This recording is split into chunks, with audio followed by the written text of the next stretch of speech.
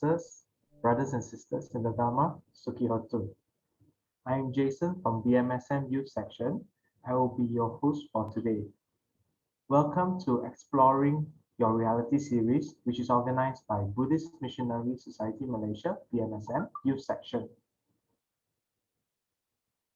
with Venerable Nyaninda. Today will be our fourth session, which is based on the topic, What are we? Just some gentle reminders. Please use your actual name in the Zoom room. If you face any technical issues, please let us know via the chat box. Our team will try to assist you. We would request you to turn on your video, as this will be an interactive session as well. Allow me to go through the flow of today's program. After this, we will have the opening puja followed by a short mindful meditation up to 8:20 p.m., followed by the video, screening, and Dharma talk. At 9:15 p.m., we would have the interactive session with the participants to share their view on the video and questions. After the Q&A session, there will be a dedication of merits guided by Bhante Nyaninda, and the session would end at 10 p.m. For the interactive session at 9:15 p.m., I seek participants' assistance to post your questions in the chat box. We encourage you to post also your views and thoughts in regards to the videos, and also any experience which you can relate to from this video in your daily life.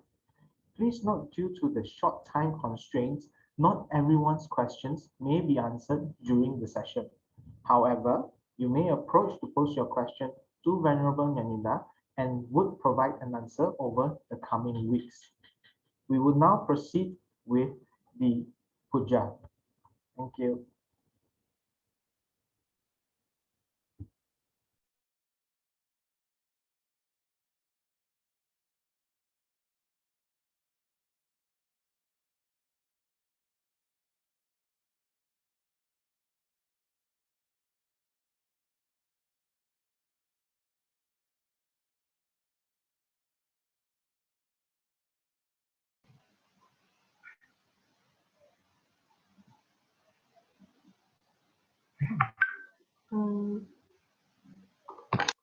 Good evening. Okay, can you hear myself? Okay, good evening, Venerable and dear participants. Let us now request for 3 refuges and 5 precepts. First slide, please. Wrong slide. Yeah. Yeah.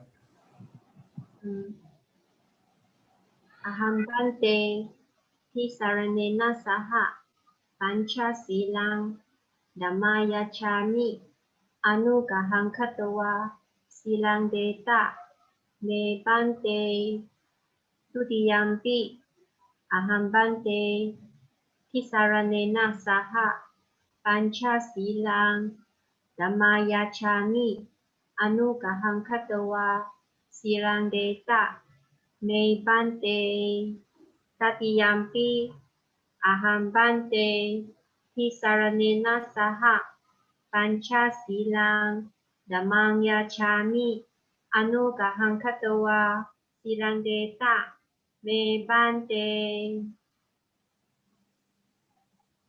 Yamahang wadami tam wadeta.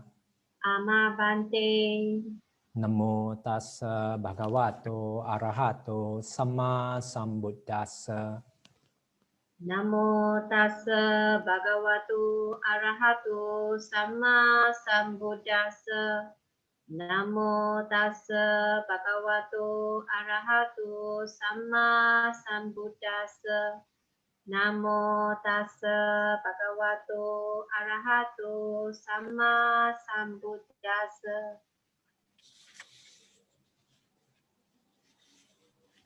Buddhang saranang gacchami. Buddhang saranang gacchami. Dhammang saranang gacchami. Dhammang saranang gacchami. Sanghang saranang gacchami. Sanghang saranang gacchami. Dutiyampi buddhang saranang gacchami. Dutiyampi Buddhang Saranang Gacchami. Dutiyampi Dhammang Saranang Gacchami. Dutiyampi Dhammang Saranang Gacchami. Dutiyampi Sanghang Saranang Gacchami. Dutiyampi Sanghang Saranang Gacchami. Tatiyampi Buddhang Saranang Gacchami. Tatiyampi Buddhang Saranang Gacchami. Tatiyampi Dhammang Saranang Gacchami. Tatiyampi Dhammang Saranang Gacchami. Tatiyampi Sanghang Saranang Gacchami. Tatiyampi Sanghang Saranang Gacchami. Pisaranena Gamanang Paripunang. Amabante. Panatipata Veramani Sikkhapadang Samadhiyami. Anatipata Veramani Sikkhapadang Samadhiyami. Adina Dana Veramani Sikkhapadang Samadhiyami. Adina Dana Veramani Sikkhapadang Samadhiyami. Kamesu Michachara Veramani Sikkhapadang Samadhiyami. Kamesu Michachara Veramani Sikkhapadang Samadhiyami. Musawada Veramani Sikkhapadang Samadhiyami. Musawada Veramani Sikkhapadang Samadhiyami. Sura Maraya Maja Pamadatthana Veramani Sikkhapadang Samadhiyami. Sura Meraya Maja Pamadatthana Veramani Sikkhapadang Samadhiyami. Idame Silang Asawa Kayawahang Hotu. Idame Silang Asawakayang Wahang Hotu. Idame Silang Nibbana Sa Pacayo Hotu. Idame Silang Nibbana Sa Pacayo Hotu. Isaranena Saha Panca Silang Dhammang Sadukang Katwa Apamadena Sampadeta. Amabante. Sadhu, Sadhu, sadhu. sadhu.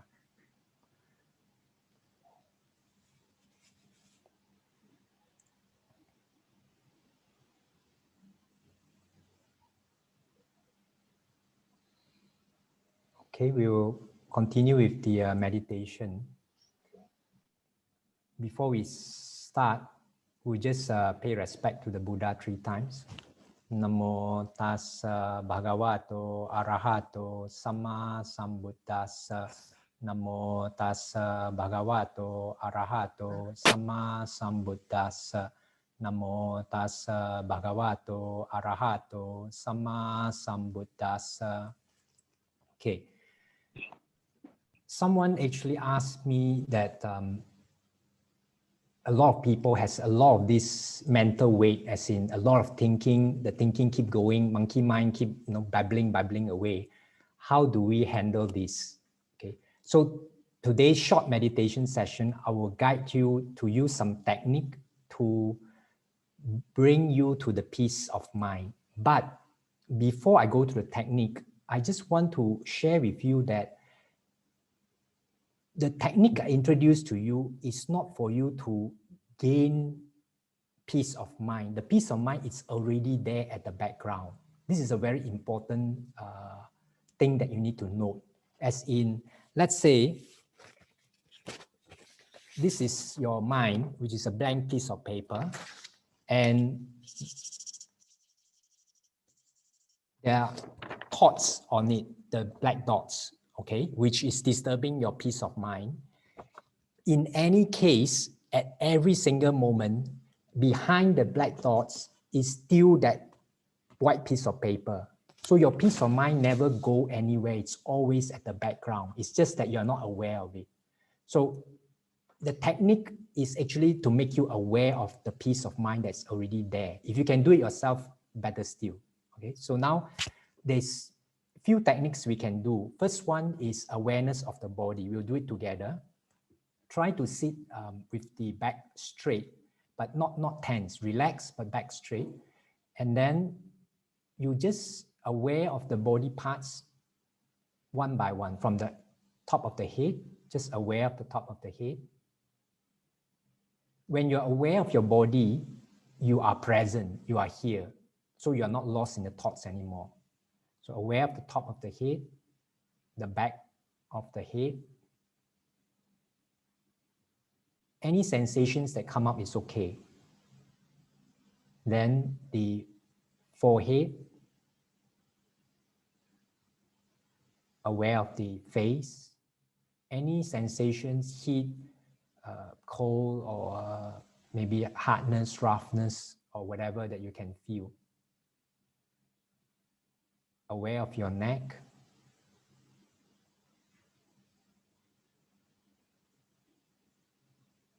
shoulders, whether it's relaxed, it's tense. Aware of the hands, right hands, all the way until the elbow and the fingers. Aware of the left hand, all the way down to the elbow and to the fingers. Aware of the back of the body. Aware of the chest, the front. Aware of the abdomen, any sensations that you have.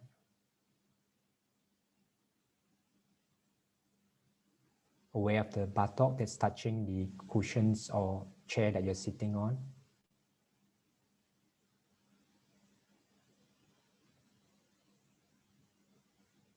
Aware of the right leg, from the thigh to the knees, all the way down to the ankle, to the toes.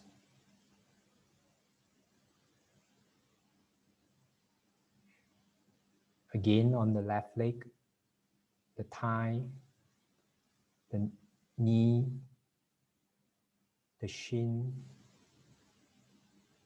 aware of the ankle all the way to the toes. Now just bring your attention back to the body as a whole.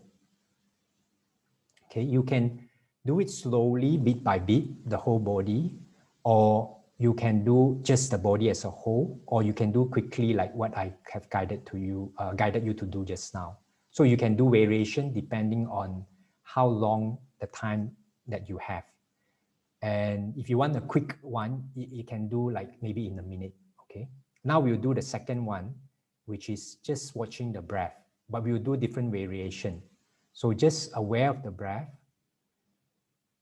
Try to take a deep, slow, long breath all the way into your dantian, your navel. By taking a long, deep breath, it will force you to stay present, to be now. In all the way until the dantian, then out fully. Again, in all the way until your navel, and then out fully. And one last time, in all the way until navel, and out fully.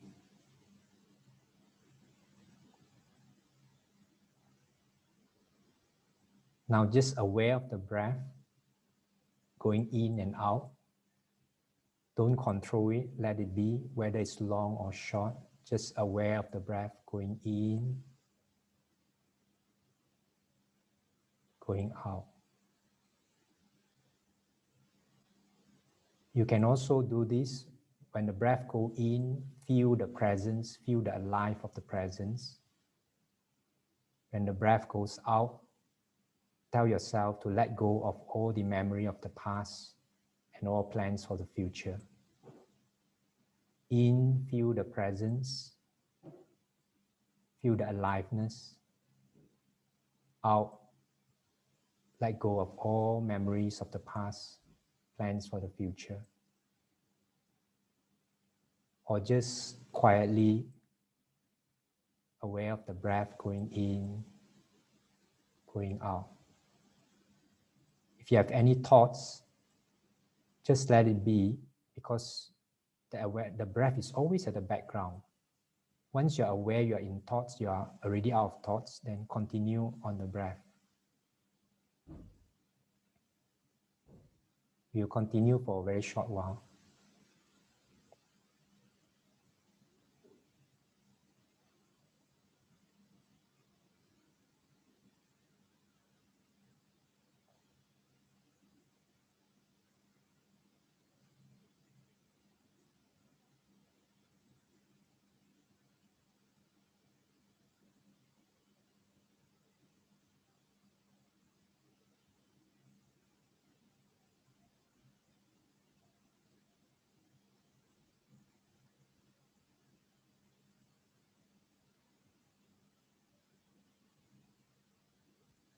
Okay, bring your attention back to the whole body. When you can be aware of the whole body, you can slowly open the eyes.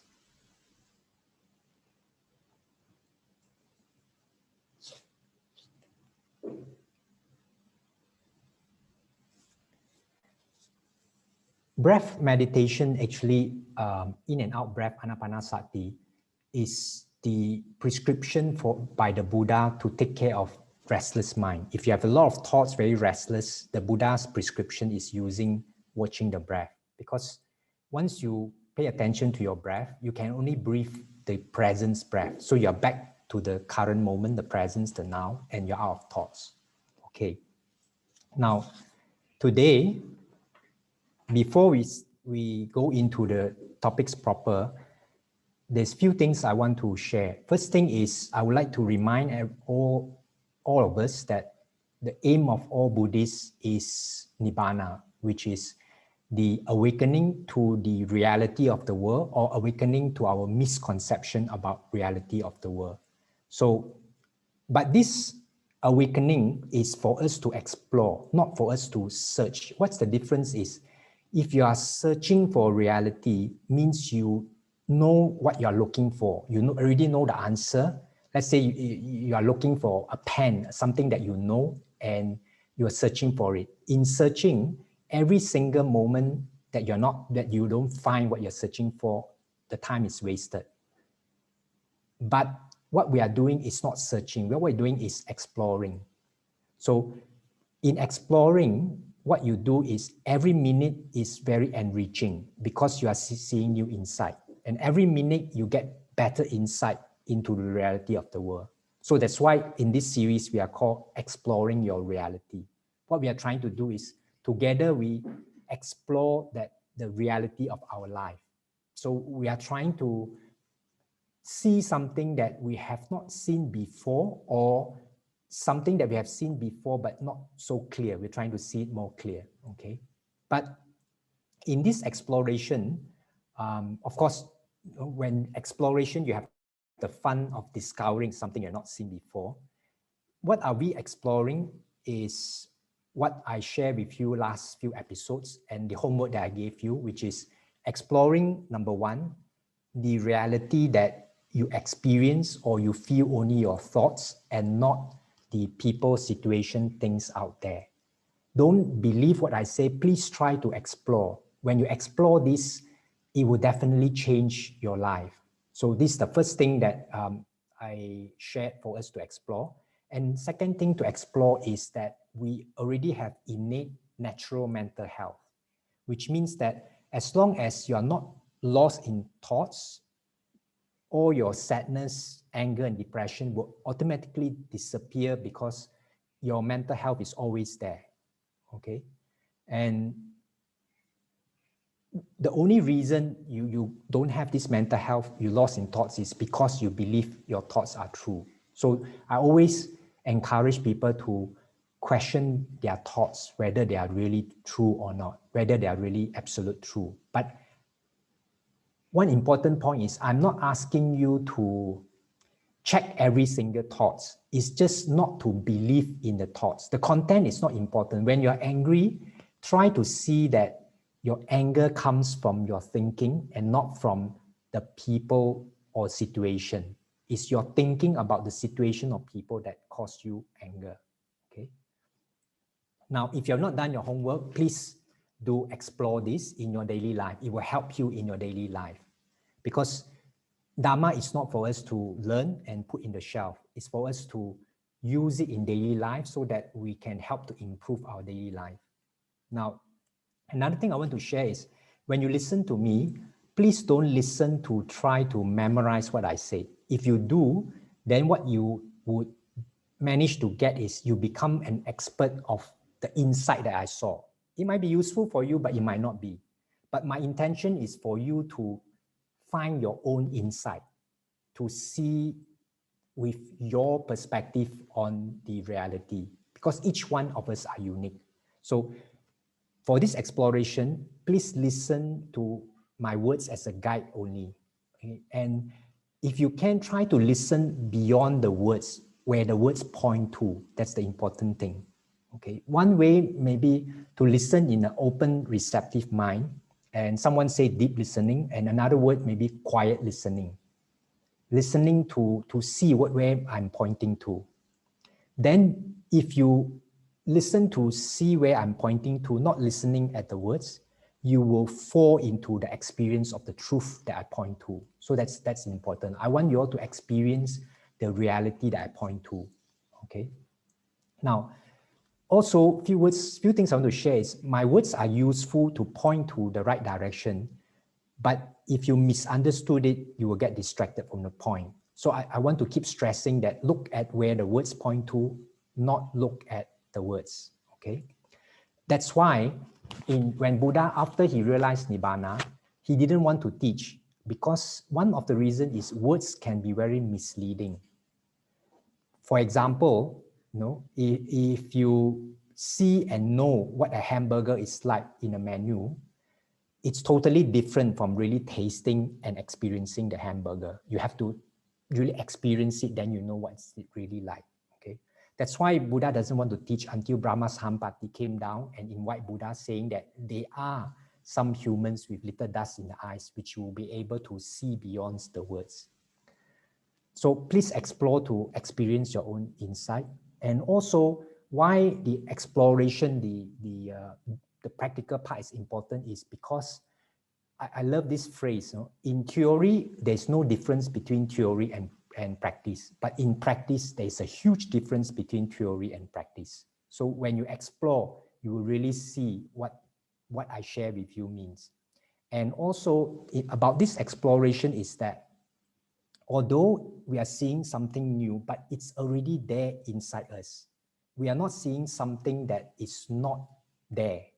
We are seeing something that is already inside us if you look inside. Insight is in the direction before the thoughts. I'll share more later on today. So this one is there.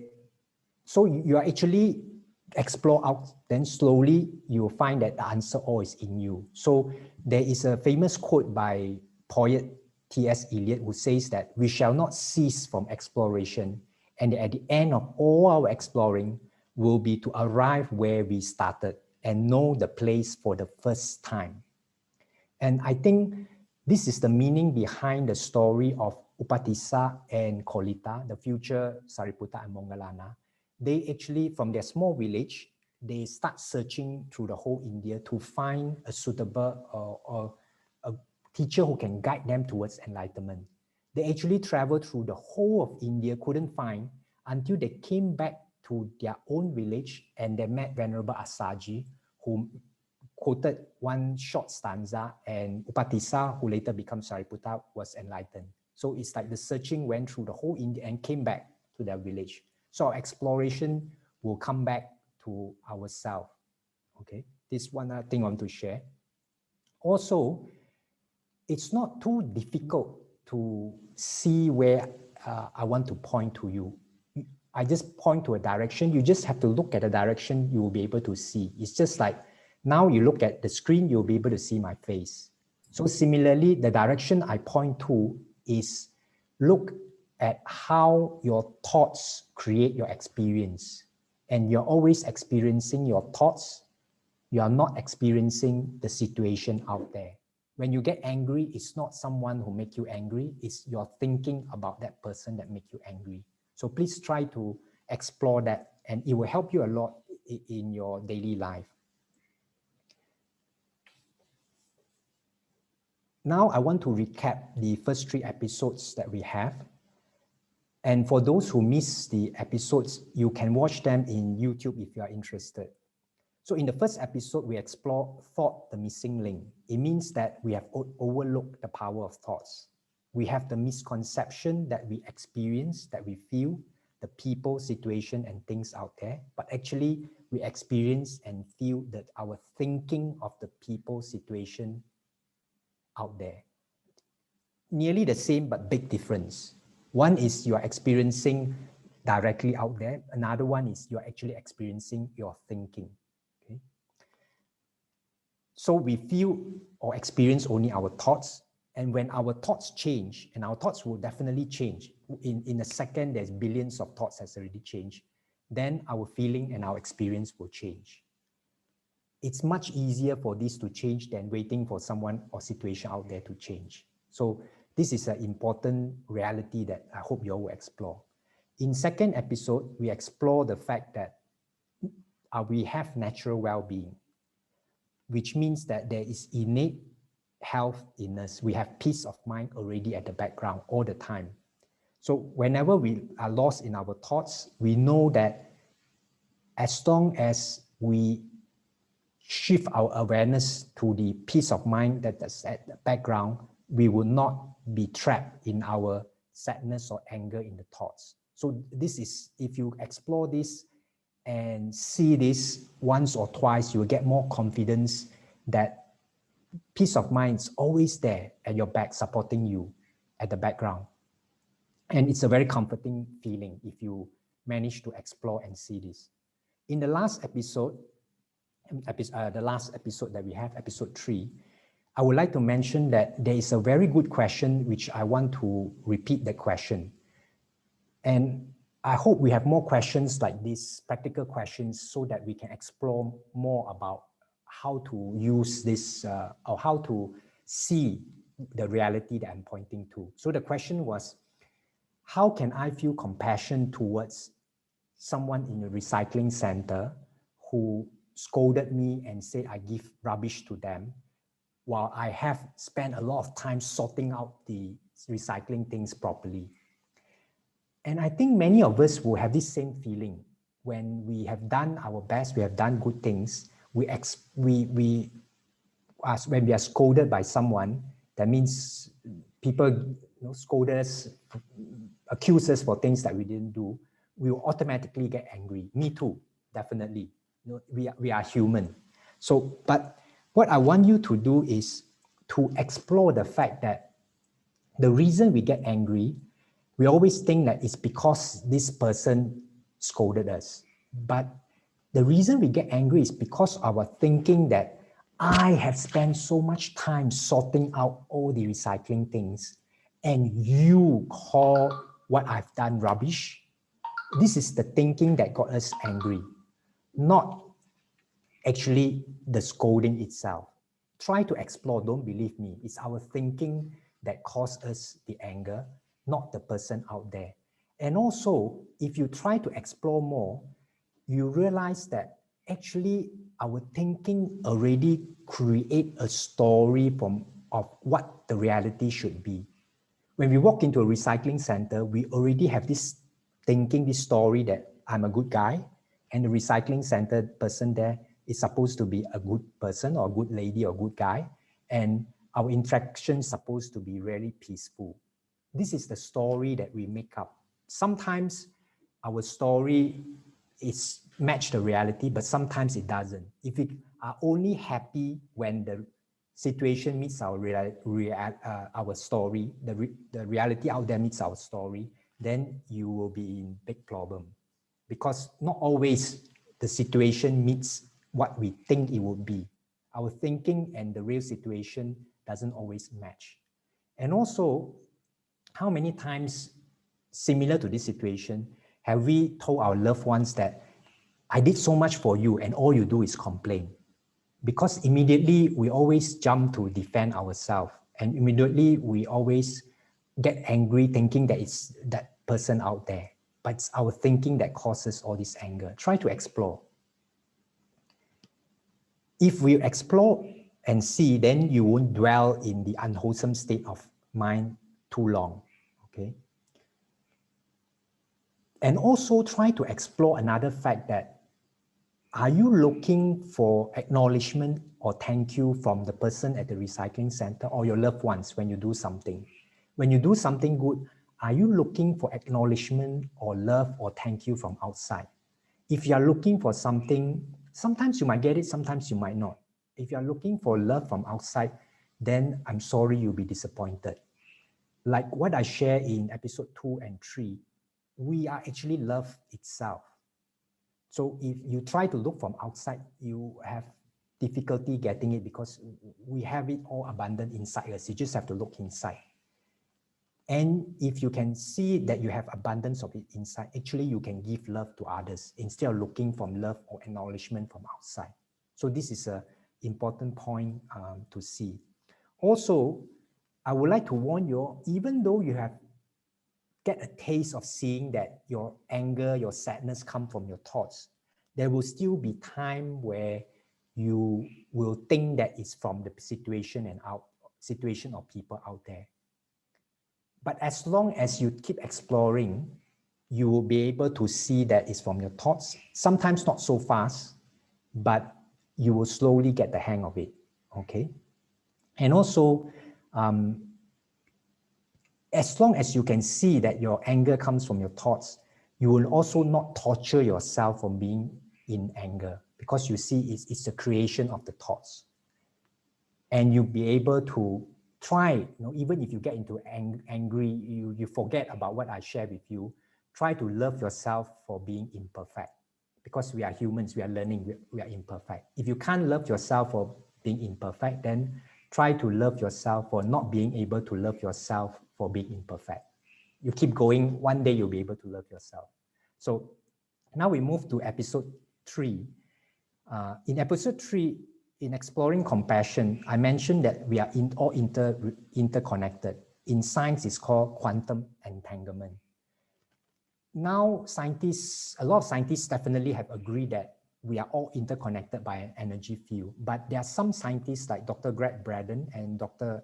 Eben Alexander who actually believe that we are also the energy, makeup of the energy field that connect everyone. That means we are not just being connected by love and wisdom, we are the love and wisdom that's connecting everything also. So we are also the peace, the love, the wisdom that make us up, and that's also the energy that connect everything. So this is something for us to explore and useful for us. Okay, this one is interesting. In episode 3, I also mentioned that normally human has miscommunication. One of the reasons, usually we always have miscommunication. In fact, one meditation teacher says that the only time we have communication is when our miscommunication get miscommunicated, double negative, then only we have positive. So why we get miscommunication is because we feel what we think the other person say and not what the person actually say, because we always experience our thinking only. So I want to share one example, and there will be a question for this example. So please listen carefully. So this real example happens to a friend of mine, and I would like to thank the friend for this real life example. So what happens is this friend of mine asked her husband to go to a particular shop to buy rose duck, because that shop on that day has offer, buy one rose duck, get one free rose duck. So her instruction to the husband is, you buy this one rose duck, you get one free rose duck, and then chop the rose duck each into half and pack into 4 packets. Okay, you get it? So ask the husband to chop the rose duck into half for each of the rose duck and pack into 4 packets. And the husband's immediate question is, do you want the rose duck chopped? Actually, when I heard the story, the minute I heard that question, I was like, why does husband ask such a dumb, stupid question? She did say chop the rose star into half and pack them. You know, and especially my friend was very angry and scolded the husband, especially now in MCO, you know, you get quarantined in the house, you don't get anywhere, and the stress all come out, and started, you know, bombarding the husband with all sorts of words, scolding him. So my question is, this is a poll question. How many of you think that this is a stupid question? If you think it's a stupid question, please tick yes. I need help, Bihui, with the poll question. So look at the poll question. Tick, you tick yes if you think that that's a stupid question. You tick no if it is you don't think it's a stupid question.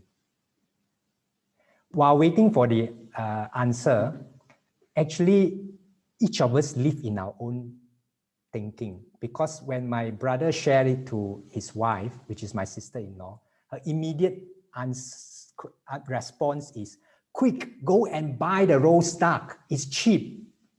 Her thinking wasn't about whether the husband is giving a stupid answer or not. Her immediate response is buy the rose stock. So anyway, so we would see, let's see. Okay, it's almost equal. Only 41 answered the question. It's okay. I just want to get a rough idea. Okay, we'll finish this polling and I will continue the story. So what happens is actually the husband's why he asks whether you want the roast duck chop is, do you want each of the packet of roast duck to chop into small pieces, easier to eat? You can't eat with a half roast duck. So it's a valid question. But we are so fast. People like me and same with my friend who are very impatient, who think very fast, immediately we jump into the conclusion that it's a stupid question. So we live in our thinking. So this one we have to be aware. Of course, we will continue in our life to jump into a situation where we get angry, but if we can see that, we can jump out of the anger much quicker. So this is one question. Okay, now in episode 4, in this episode, we will explore what are we. This is actually a very common practice in Zen, Buddhism, and many spiritual practice. They will ask the question of, who am I? Or also, and they meditate on this. It's a very big practice. But for me, I prefer what am I or what are we, why?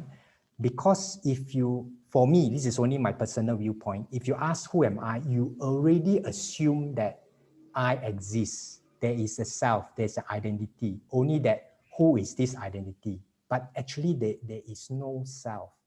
So we will talk a little bit about this today, about non-self, because that's the key teaching of Buddhism, that there's no inherent independent self. It doesn't exist, but there is an illusory self. So, but this is important because non-self does not mean it's nothing. Okay, very important, because many years ago when my grandmom was alive, and she's very into Mahayana practice, she every day chant Tape Zhou, Sing Jing, memorize all. She's illiterate, but she can memorize all the chanting. So one day she asked me, what's the aim of the Theravada Buddhists? And of course, Theravada Buddhists always says Nibbana, and our aim is not to be reborn anymore in the cycle of birth and death. Immediate response is, I don't want that. I don't want to become nothing. I want to be born again and again to help many sentient beings. At that time, I didn't have the skill or ability to answer her. Actually, our Theravada concept of Nibbana, not being born again in the cycle of rebirth, is not become nothing. The closest analogy, and remember it's a metaphor analogy, you can't, I'll explain, you can't really explain it because we haven't reached there yet. But it's like the water in this flask, okay? Let's say the water in this flask represents you as a self. And when I pour this water into the ocean, does the water still exist? If you say yes, I say, please bring me the water. You can't. So you can't say the water exists. But if you say the water don't exist, I say it's in the ocean. So actually, when you get enlightened or you awaken to the reality of the world, you are not nothing, as in not a thing, but you are everything. So there's a saying that you are nothing but everything, but you are nowhere but everywhere. So this is the closest concept we can say. You are not confined to one limited self. This is what we awaken to. As long as you're confined to this limited self, then you have a lot of suffering to try to protect this, protect your face, protect your status, and so on. So this is the aim of Buddhists. Now, also I want to share that many Buddhists has this misconception of trying to achieve non-self. And same, I did that also. For many years, I tried to reach non-self, try to get rid of the self, get rid of the ego to reach non-self. And I even try not to use the word I, but it becomes sometimes very impractical. Only recently I realized that I'm not the only one. There are some other Buddhists also try not to use the word I and say, this needs to go there, this needs this.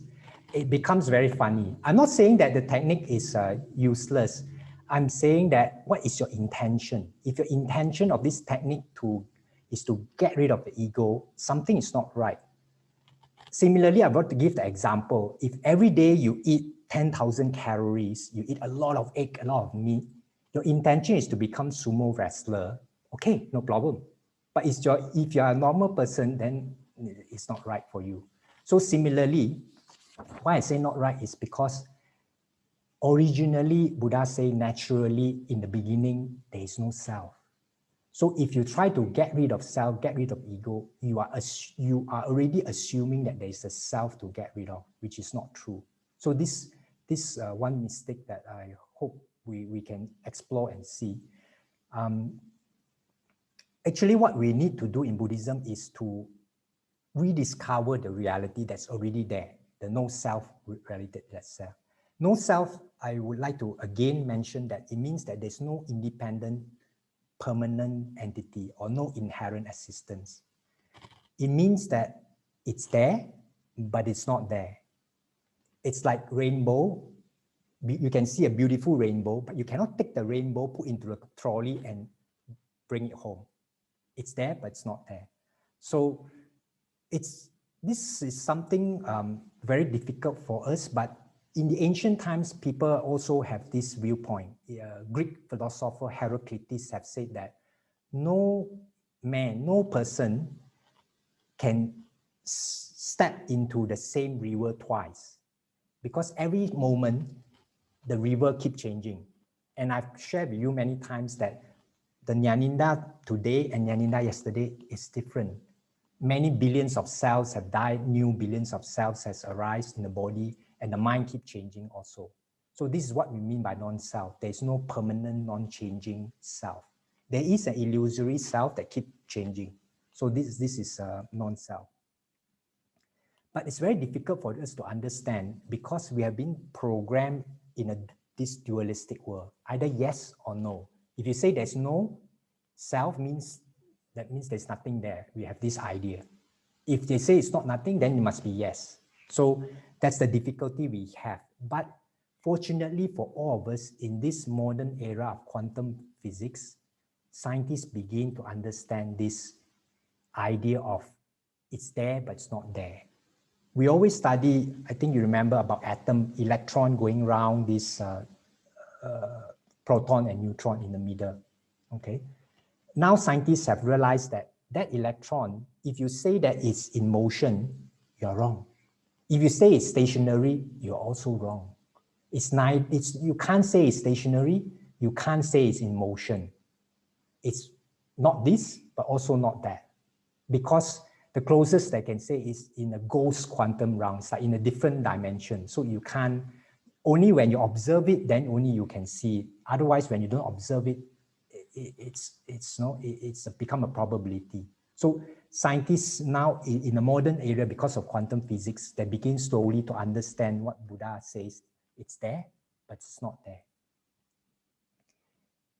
Next, I want to quote about this duality. Theravada doesn't mention so much, but there is a sutta in Samyutta Nikaya 12:15, Kacha no Gota Sutta, which the Buddha says, this word kachana, for the most part, depends upon a duality, upon the idea of existence and the idea of non-existence. But for one who sees the origin of the world as it really is with correct wisdom, there is no idea of non-existence in regard with the world. And for one who sees the cessation of the world as it really is with correct wisdom, there is no idea of existence regard to the world. So you can't say something really exists or don't exist if you really explore and see the reality. And again, I would like to remind you, in exploration, I'm not giving an answer. I'm just pointing you to directions where you can look and explore yourself. And we are exploring this together. But one thing is for sure is we are beyond this limited self-identity, not this limited self-identity. Because the first thing that a person who realizes Nibbana for the first time, a Sotapan, he will break these fetters of Sakaya Ditti, the view of the self, personality view. Now, what are we actually is very difficult to describe, because all the languages that we use are from this limited self.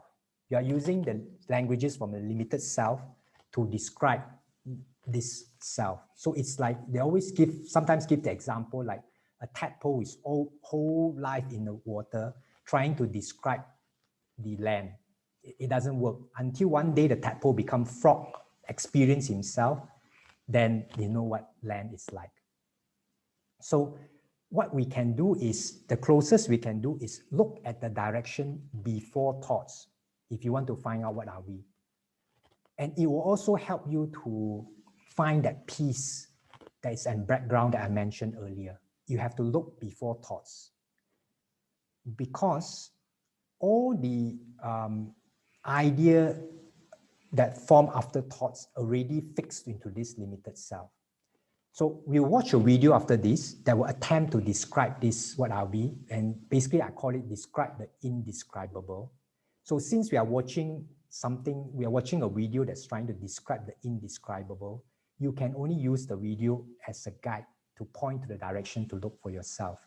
Don't take the words in the video as the truth, but as a pointer to the truth.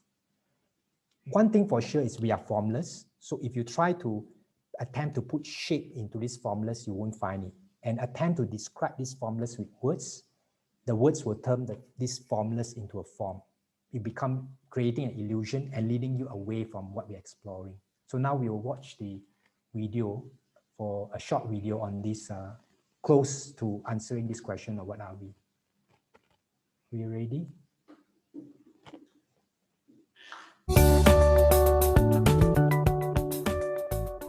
In the previous animation, we said we are not our emotions. We are the sky of consciousness, with weather-like emotions passing through. So what is this sky of consciousness? It's a force. Or formless power, meaning having no form. And you could ask, what is this formless power? Well, what isn't it? It's the love we feel for our children. Pink elephants. The kindness of a stranger. Can I help you, son? It's the force collapsing stars, birthing galaxies and spinning particles. It's a quiet voice within our hearts that can forgive and loves unconditionally. It's the wisdom within that gently guides and helps us through life. It's the intelligence beating our hearts and the heartbeat of this beautiful universe.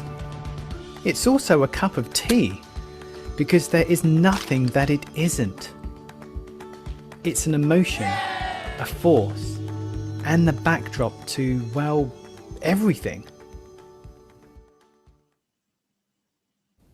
We've called this inexpressible essence many things: Great Spirit, the Tao, God, the quantum field, universal mind, consciousness, the universe, nature.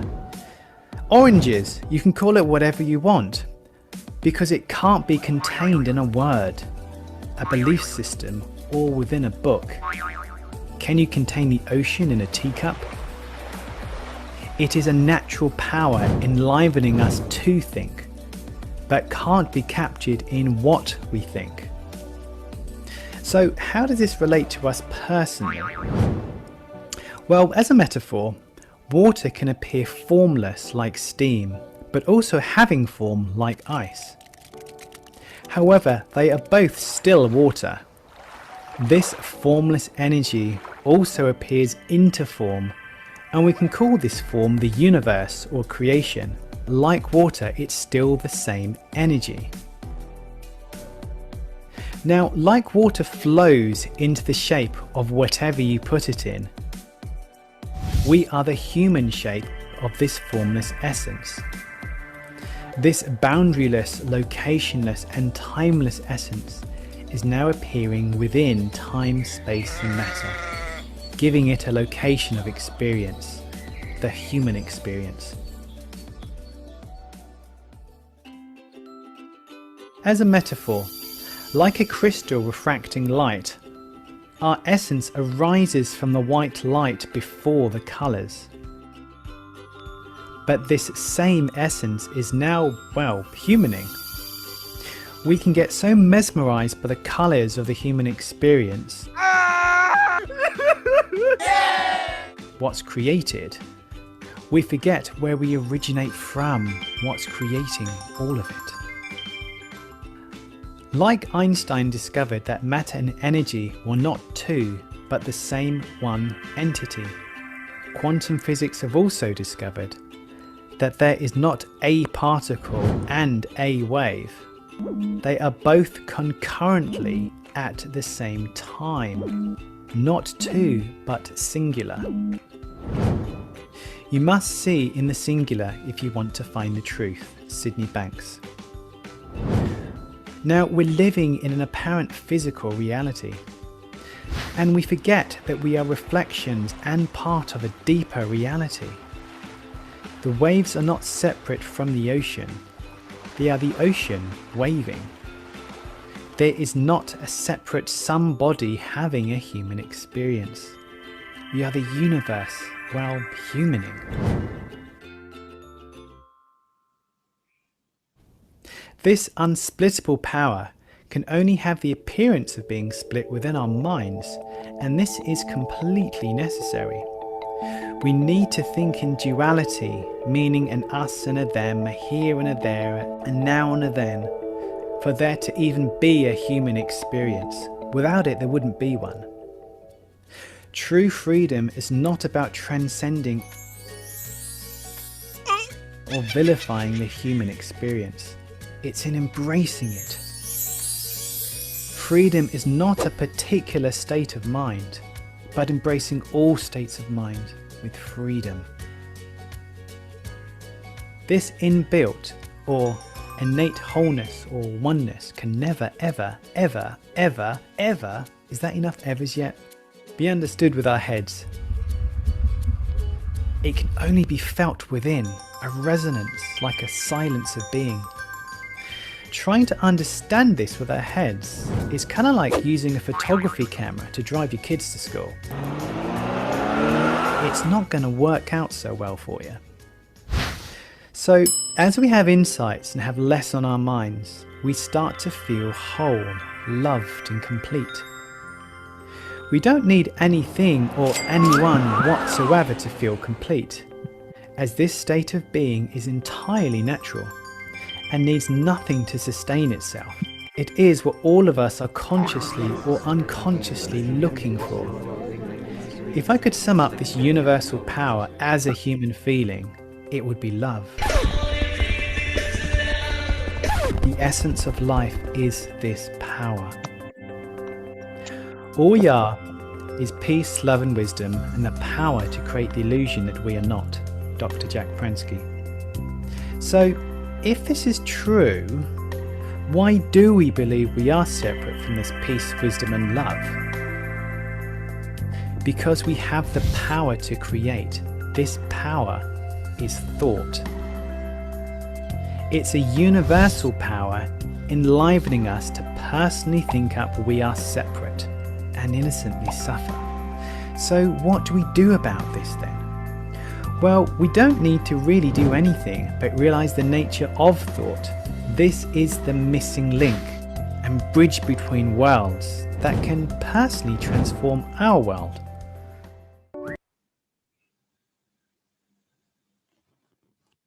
Okay, one point I would like to emphasize in this video is one of the misconceptions Buddhists have is we know that Nibbana is freedom or liberation, but we always think that it's liberation and freedom from samsara, so we need to get rid of samsara to reach Nibbana. If you do that, then it's quite similar to the Christians or the Muslims trying to go to heaven. You try to get rid of this and go to heaven. The freedom of Nibbana, it's not about this. It's not a particular state of mind, but it's actually embracing all state of mind.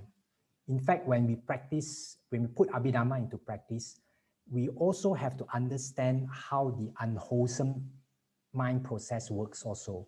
So it's a matter of embracing every single state of mind, not trying to reach one high state of mind. So an Arahat is not someone, Arhat not affected by worldly condition, not because he has reached a state that he has no more feeling and not affected, he's up there. No, it's not like this. It's because he understands that he exists dependent on everything on the universe, and the universe exists depending on him. He's inseparable from everything in the universe. So he's like a drop of water in the ocean, and the entire ocean is also in this drop of water. So inseparable. So that's why he is not affected by the world. It's like, you're not affected by yourself. It is part of the whole universe. So continue about this exploring of what are we.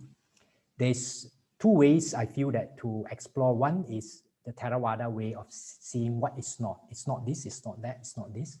Or the Mahayana way, I feel that what they do is to go beyond what is. They will say Buddha is, enlightenment is greater than this that you know of. Either way you can use.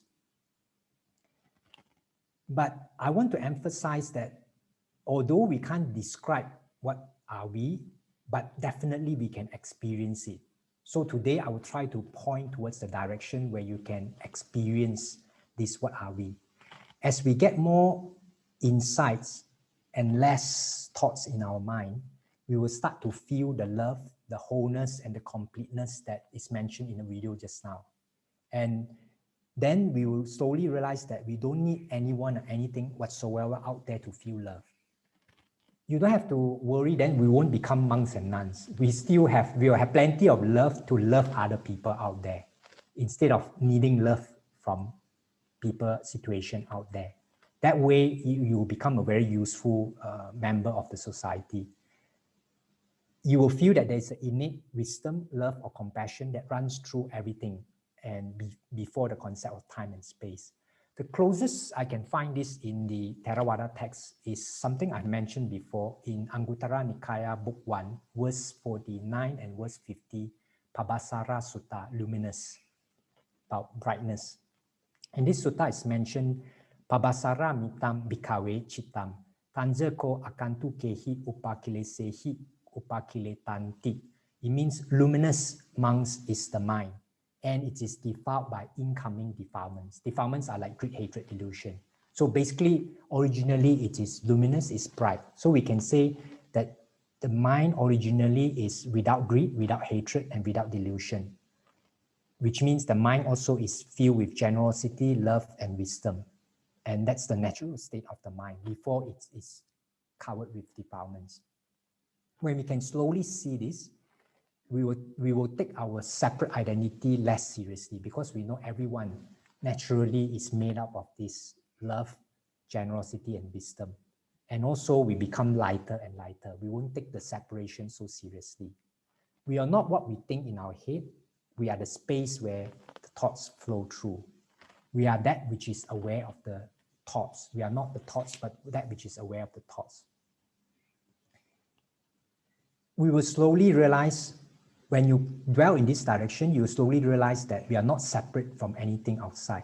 We are really like what's stated in the video, everything apparently separating into different components, different people. How to do that is you try to look at the direction again before your thoughts, the space within which thoughts arise or the silence from which thoughts arise. Between your two thoughts, there's this silence. And at the background of your thoughts, there's always this silence. Try to look at the direction. You will be able to feel this feeling of luminous mind if you look at this direction. And this is also the place or the space or time before we form our self-identity, the space where the thought arises. When we stop for a moment from this continuous thinking, we will fall into this heart space that connects us back to the energy that runs through the whole universe. But I'm not asking you to purposely stop your thinking. When you keep looking at the direction, at the background of your thoughts, it's like you see words on the paper. Instead of looking at the words, you look at the space, the blank space. Then slowly you will see the space where the thoughts arise. This is also the space where artists create masterpieces and scientists discover new inventions. Sportsmen perform incredible feats. And this space is beneath all our feelings and thoughts. You can find all your answers in this space. Over time, when you have more trust and confidence in this space, you will know where to go to when you need help. Whenever you feel not right, you know where to look. You might have a question for me is, how can I be in this space if I am in a very stressful situation now? Like I'm very stressful, how can I be in this peaceful space that you say is in the background? My question to you is like, you're asking, how can I be in a gravity field when I'm very stressful? You're always in a gravity field. It's like the peace is always there in the background. It's just that you're not aware of it. So there's someone, and also actually because you are also this luminous quiet space, so actually you don't have to look for it. You are this bright, luminous, peace, love space. So there's someone who say that, there are some people who says that I'm too busy to meditate, to find peace of mind. Let me wait until I retire. When I have time, then I will go to monastery to meditate to get peace of mind. This is like someone who says that I would really want to experience gravity, but I'm too busy now. Wait until when I retire from work, then I will go to a gravity center and experience gravity. But you're experiencing gravity now. Gravity is always there, whether you're in stress or not. You just have to look at the background of the stress, your thoughts. Then you will be able to feel this gravity. The first step is you must have a little bit of faith in this. Don't fully believe me, but you have to need a little bit of faith to explore. The key thing is actually awareness or mindfulness. Mindfulness is actually an introspection to look at yourself. Mindfulness is not just to be very mindful at what you're doing. It's to look inside to find the answer. And then normally our attention is always looking outside, what's going on. We're always very curious on what's going on outside. Try to switch this curiosity to inside, to see what's going on in your mind, what's going on in your feelings, and so on. And seeing what's going on all the time in your body, feeling, mind, and mind object, this is the four foundation of mindfulness, a very key practice in Buddhism, Satipatthana. And our mind is a very powerful tuner. If you tune the mind to a ghost movie, you will frighten yourself. If you tune it to a happy movie, you'll get the peace of mind. But you don't get to choose which movies is playing. You only get to choose to tune to different movies only. It's like you got into a cineplex. There are many different movies that's been playing in different rooms. You don't control what movie they play. You only choose which room to go to watch. That's the only control that you have. Okay. So, but then sometimes you might say, Bhante, but if I don't tune to this worry channel, maybe something will happen. If I don't worry about my future, if I don't worry about my job, maybe something will happen.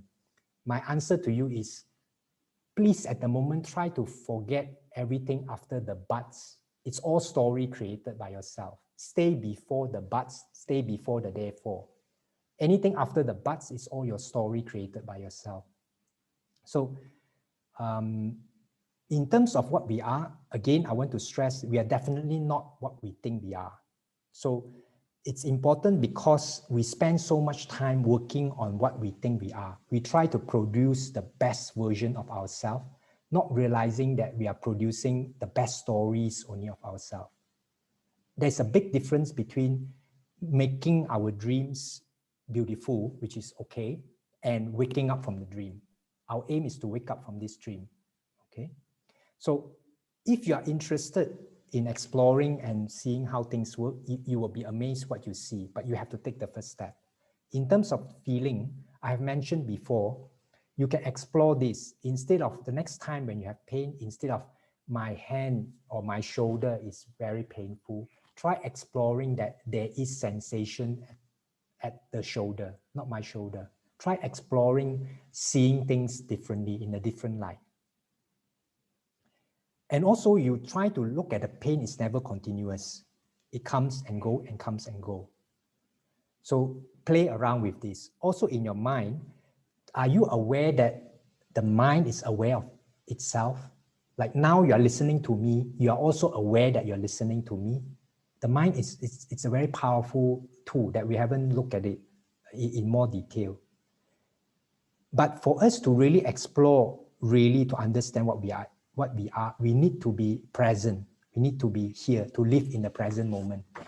This is an important point that we need to do. Now, living in the present moment is very important because you plan for the future in the present moment.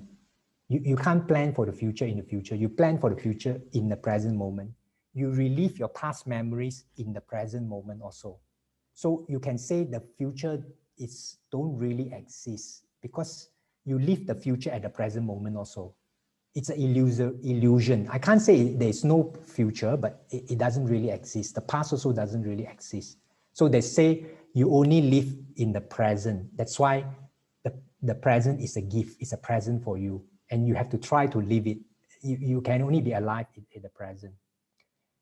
And how to reach there is try to, when you listen to yourself, listen to your mind, you will fall into this ordinary presence, which is who you really are. Listening is an invitation to rediscover this in itself. Let every thought, every feeling freely flow to this presence, this being here. If you really listen, you will feel this presence and all your divine wisdom will be revealed when you are in this presence. When you're in this feeling of presence, or you will have this intuition to know what to do next. Wisdom will reveal itself to you when you are in this feeling of presence. When you fall away from your thinking or your contaminated thinking, you will be back into this presence of feeling and knowing. And you will actually, when in this presence, you will feel more connected to people, plants, animals, and Mother Earth also. You will feel this connection when you are present, when you are here. So the answer is in this space we call presence. And in Majjhima Nikaya 131, in Bade Karata Sutta, the auspicious day, the Buddha did say, let a person not revive the past or on the future build his hopes. For the past has been left behind and the future has not been reached. Instead, with insight, let him see each presently arisen state. So Buddha encourages to see, be present. You will be able to get all your answers that you need in the presence. When you're in present, you have access to all the intuition, all the love that you need. And also, when you tune to this present, the now, more often, the universe will play the perfect tune, perfect sound for you. So you need to access this inner space, this presence, before your thoughts of fear, before your thoughts of worry, before your thoughts of anxiety. But this presence is always there. So if your question is not what I need to do tomorrow or what I need to do 5 years' time, the answer is always there. If your question is what I need to do now, including what I need to do now to plan for the future, the answer is there. You will have the answer. We are made for now, built for now, and you have accessed it now to everything now.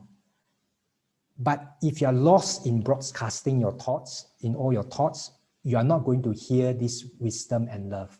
So this is an encouragement for you to look at the background, the space where the thoughts come from.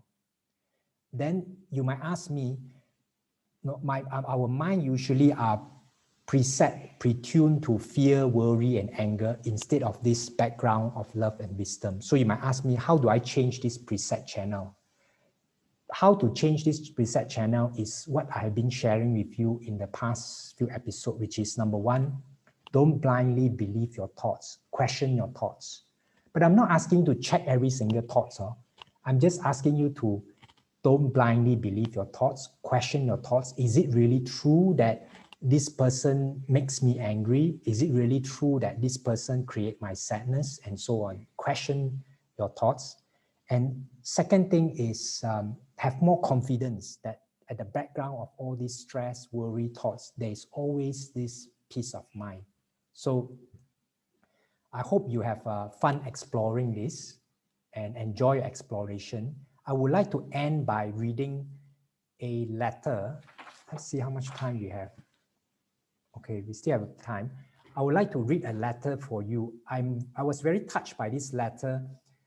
It's actually a letter written by a personal coach to juvenile delinquents. Juvenile delinquents are basically kids who commit crimes and they are not old enough to go to prison. So this personal coach was helping them over a period of time.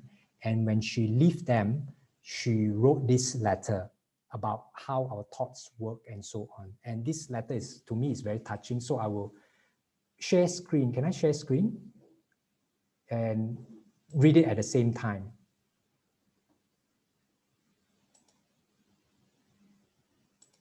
Okay, I will, okay. Can you all see? Yeah? Yes, Bante. Can I? Yes. Okay, I'll read out this letter. It's by Mavis Khan, a personal coach. It says, "Dear kids and former kids, I have a secret to tell you. Nobody meant to keep it from you. It's just that it's been one of those things that's so obvious that people couldn't see it, like looking all over for the key that you have in your hand.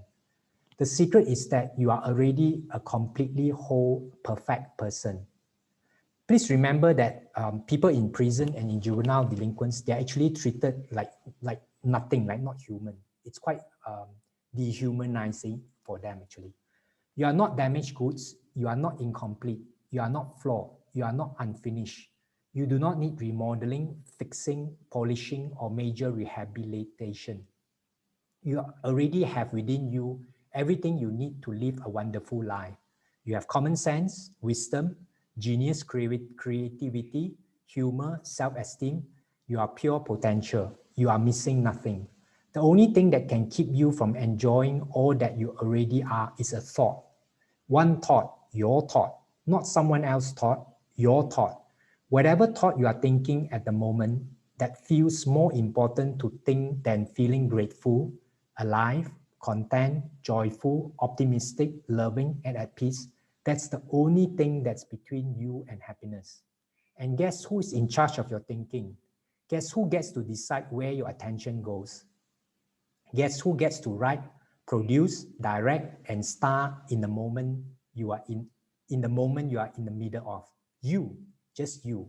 Not your past stored up thought, not the future. Did you ever notice that the future never shows up? Not your parents, they all think their own thoughts. Not your friends, they also think their own thoughts, or school, or television, or situations, or circumstances, or anything else. Just you. Thinking is awesome capability. Like any capability, it can be used whether as a tool or as a weapon against ourselves and others.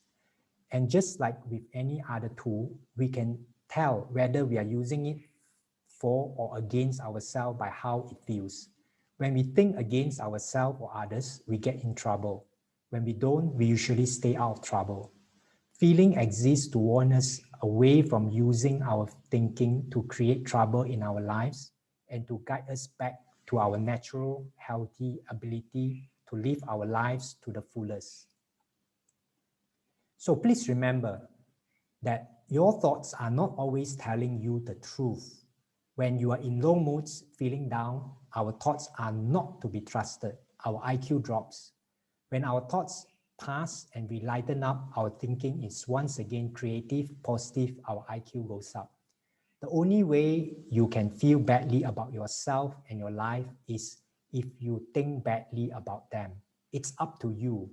Every minute you're alive, it's always up to you. This is the best, most liberating secret I have ever learned, and I want you to know it too. With love, Maris. So with that, I would like to end today's sharing. I like to encourage questions from you all, and please have fun exploring the realities that I have shared in your daily life. I think there are some questions which were sent to us. Bihu, you're going to read out the questions? Okay, Bante, you want to take the questions now? Yeah. Okay, I will share the...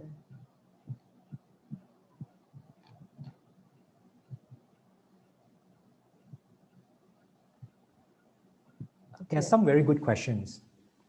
Okay, so quite amusing questions. The first question is, when Bante talks about thoughts and challenge them, it relates to mental thoughts, right? And not physical. Example, if the body feels like going to the loo, one just do it and no questions, right? Very interesting, amusing questions. Of course, if you need to go to the toilet, just go to the toilet. I'm not asking you to challenge the physical ability. If you want to train your muscles of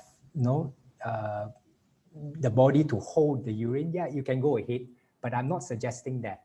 When I say challenge the thought, it's not about fighting with the thoughts. I'm asking you to question whether the thoughts are real or not. This is the second question, okay? Do we only challenge bad thoughts based on our innate intuition? How about good ones?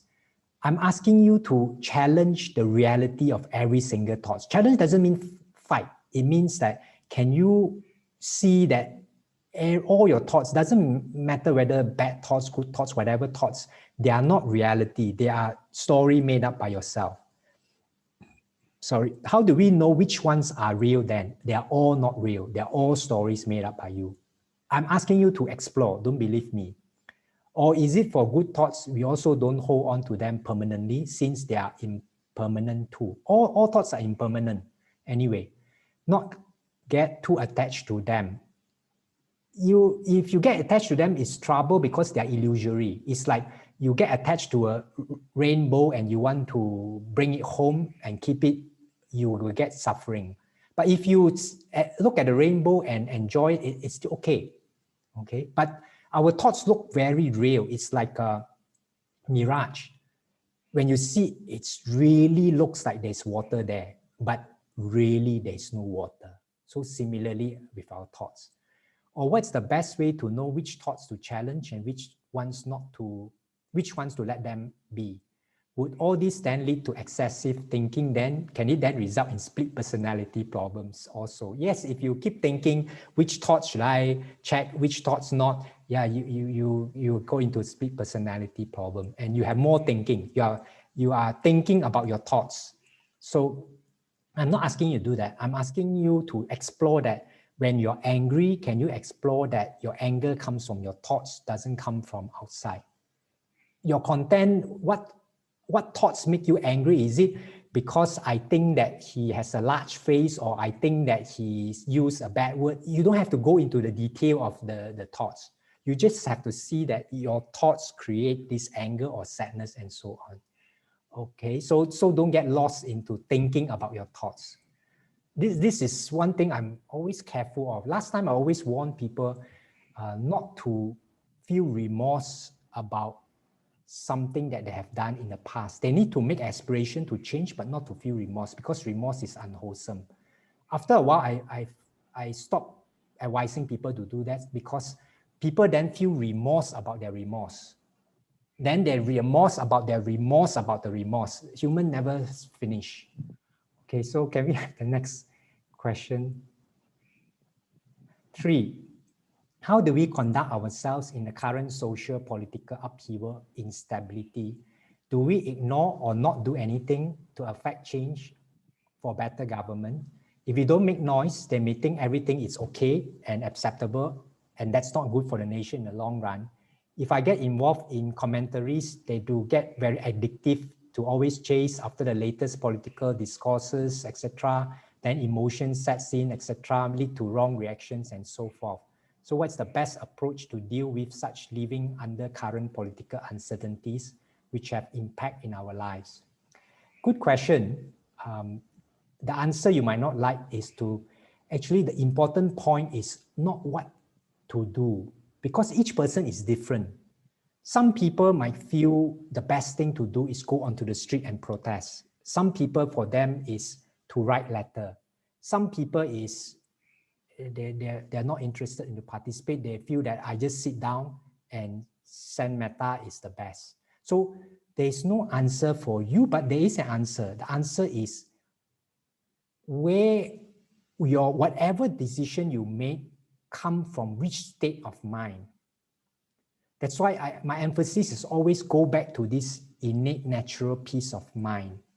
If your action comes from peace, from love, you can do anything. You want to protest, you want to do anything, it's okay. But if your action comes from frustration, from anger, from hate, whatever you do is wrong. Because hatred cannot solve hatred. Only love can solve hatred.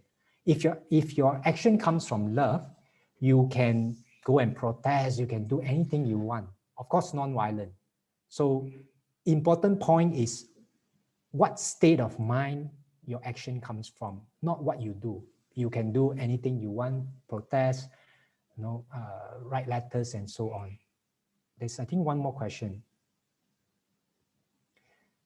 Somewhere, Bhante says he's not in favor of positive thinking. Can Bhante elaborate why? This is a good question because quite a few people got me wrong.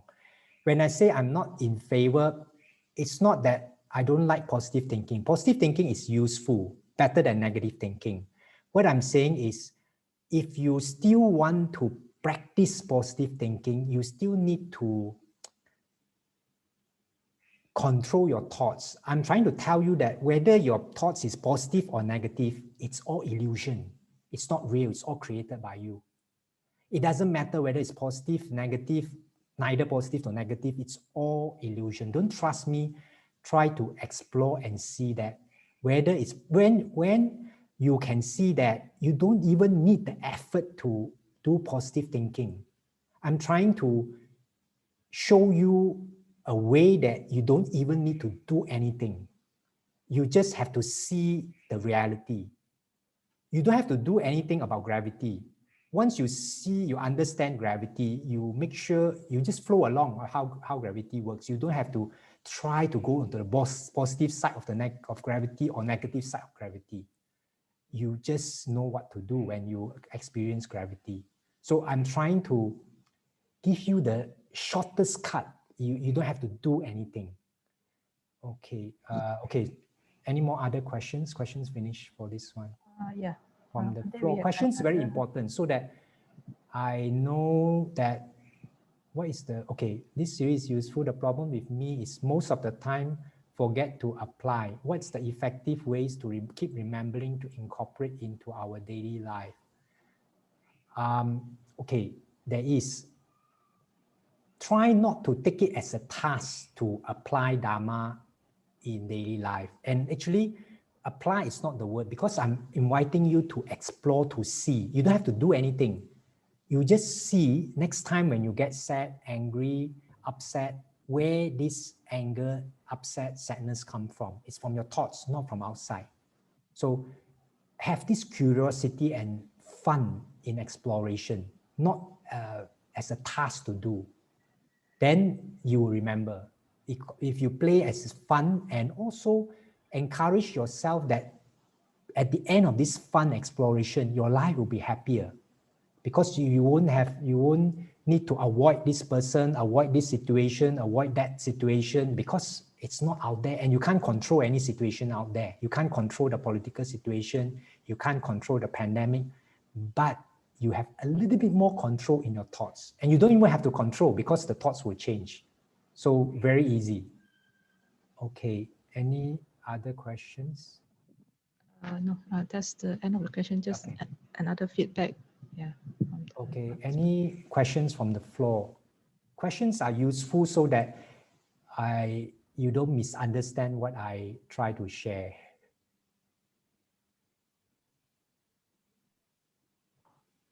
So that at least I know people are guided in the right direction. I'm not guiding them to Holland.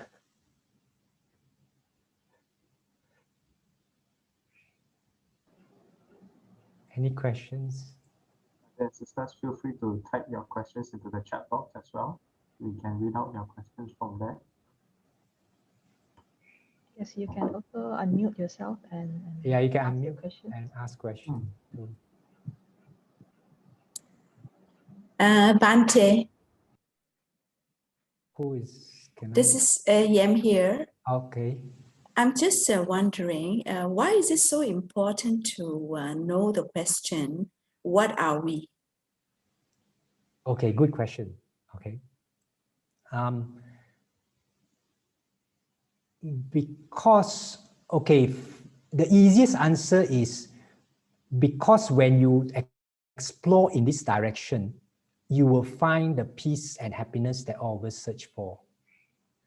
Because all of us, all human, what we search for is peace and happiness. You might not realize, you look for the expensive car or dress or house, it's because you want happiness. So when you realize that we are actually made of this, you don't have to search from outside anymore. So that's the key thing of finding the answer to this, what are we? But you won't get an answer as in, no one will say, you are this. No, it won't happen. You will slowly discover that you are made out of love, peace, and so on. You are not, Yam, you are not maybe an engineer, you are not a housewife, you are not a wife, and so on. That's the role you play. Okay. Actually, it's good to question ourselves, what are we? But I don't like to question in Buddhist circle because Buddhists are too smart. The last time I asked, can you ask yourself, what are we? Then someone would say, we are 5 aggregates. Yes, intellectually, do you really experience that you are 5 aggregates? Because in the Western world, when you ask, can you ask yourself, who am I? People will say, you ask people, who are you? Then they'll say, I'm Peter, or I am engineer. Then you can say, are you really Peter? Because Peter is just a name given to you. Are you really engineer? At home, you're not engineer. So you are not all this, but we are always restricted by this. Yes, we are 5 aggregates, but you can't really feel this experience, these 5 aggregates. So if you really can understand that you are 5 aggregates, good, not intellectually understanding. If you really can emotionally understand your 5 aggregates, then you actually enlighten. But closer for you is, for all of us, I feel, is understanding this, what are we, you will be able to experience and feel the love and joy that, and happiness and the contentment that we are seeking for. Okay. Next question. I think there's some questions in the chat. Right? Yes. Bante. Okay, go ahead first. Who is that? Bante. Yeah. I'm Lillian. You spoke about, for many episodes, you spoke about nothingness, yeah? So just now? Who spoke of nothingness? Me? No, I mean, there is nothing, we are comprised of nothing. There is nothing, there's no form, no feelings, no, what you call, basically it's nothingness. No. Which means that peace and happiness, because these are feelings, sadness and joy, etc., are also part of, there is no form to it. If there is no form to this, then how do you describe compassion? That feeling of compassion, that feeling of love, Bante. Okay. It's something that confuses me. Okay. You know, Okay. because when we talk about compassion, love, what do you call the altruistic joys and stuff, these are emotions, right? Yeah. So how does that come into being? Okay. Okay. Thank you, Bante. Okay. So what happens is when I say nothing, no, I didn't use the word nothingness. I use formless. We are not something that you can describe in a form. We are actually the space where all these emotions come out.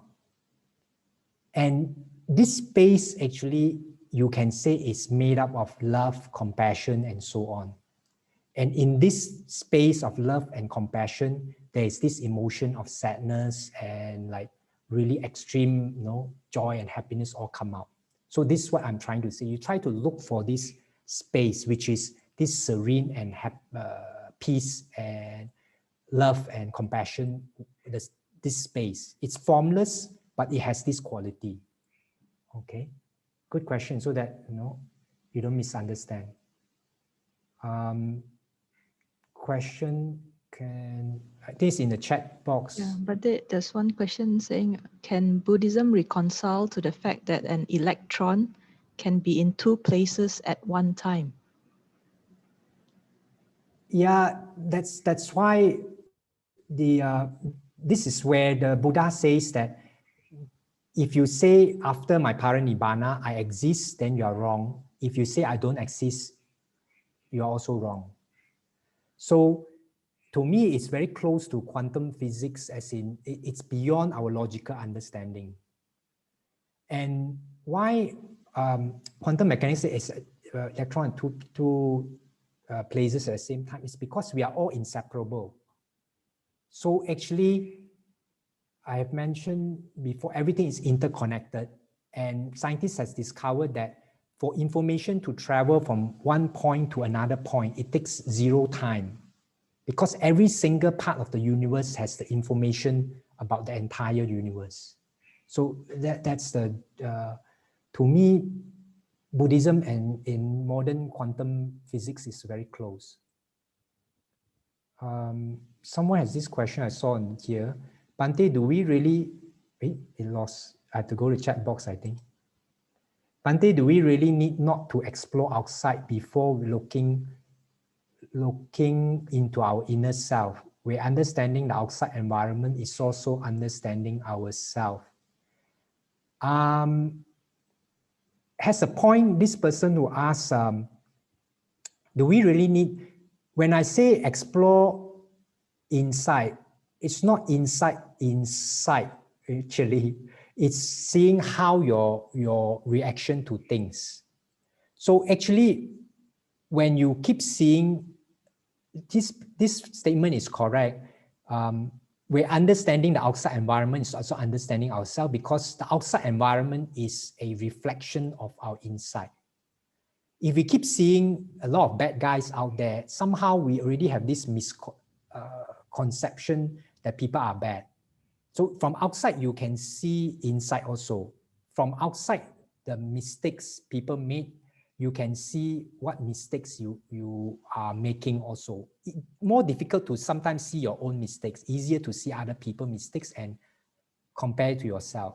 So when I'm saying looking inside, it's still inside in the sense that you're looking outside to check inside in that sense. So this is a good point.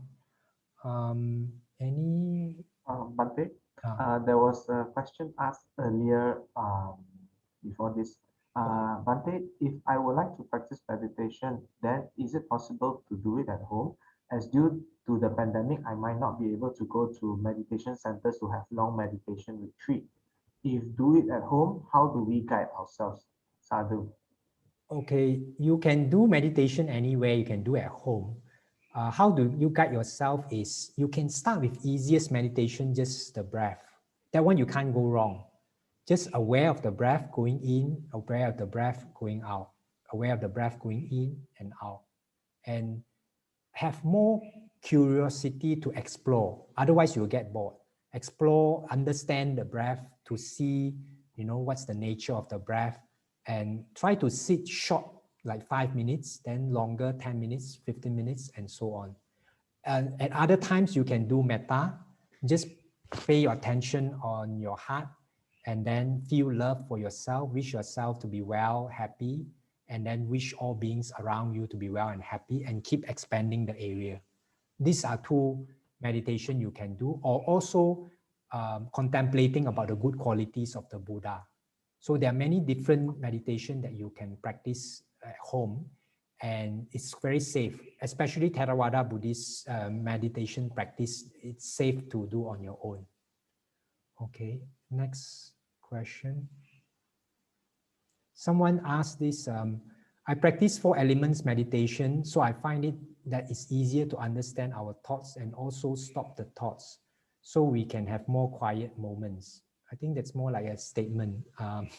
It's good. That was feedback to the question. Sorry?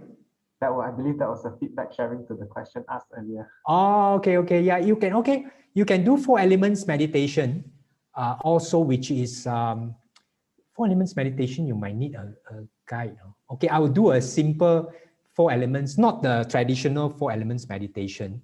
You can do what I guided you in the beginning of this session, where you feel different parts of your body from the top of the head to the bottom.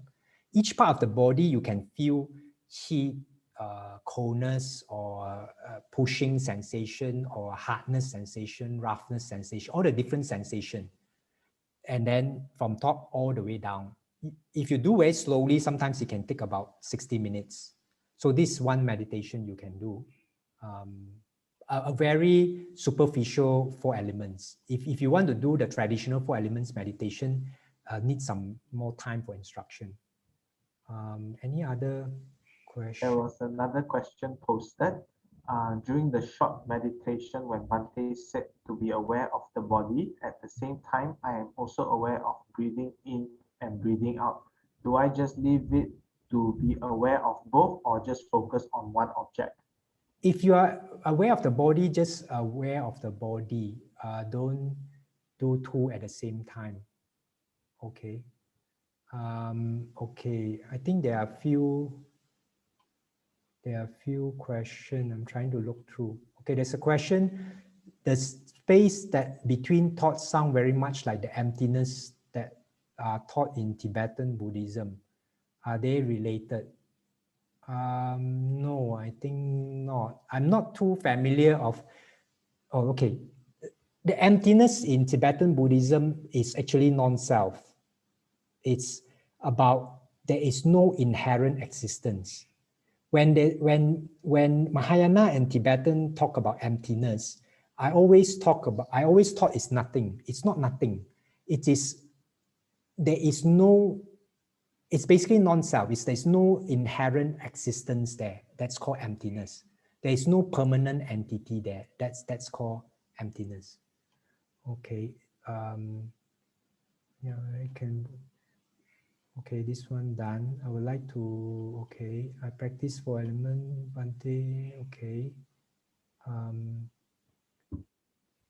Okay, I think I've answered all the questions in the chat. Any questions from the floor?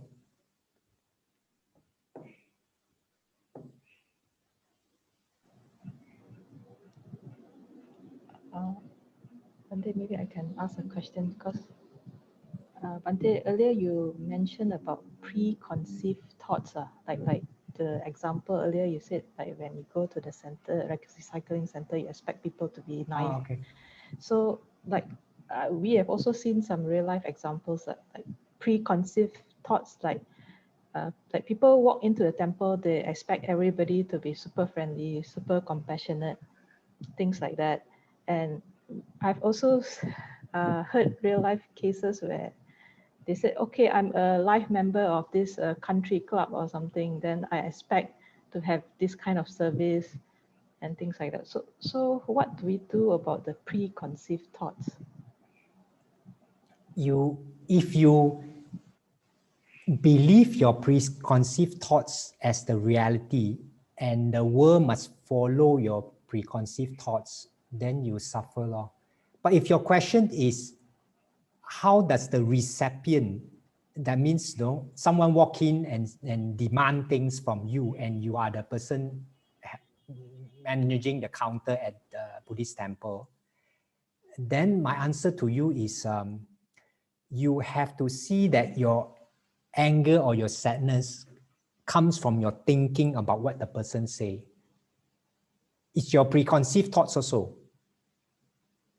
Your preconceived thoughts that people come into the Buddhist temple, they shouldn't demand things. So you have to solve your preconceived thoughts. The other person have to solve their preconceived thoughts. You can't solve the other person's preconceived thoughts, and the other person cannot solve your preconceived thoughts. So actually humans suffer is because we expect the world to flow to the reality we create in there. Sometimes it happens. Once in a while, the 4-digit number that you buy comes out as the first prize. Sometimes it doesn't, but most of the time it doesn't. Then if you get angry every time it doesn't, then I'm sorry.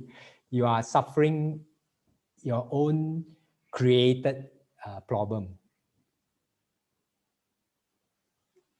Okay. But this is a problem.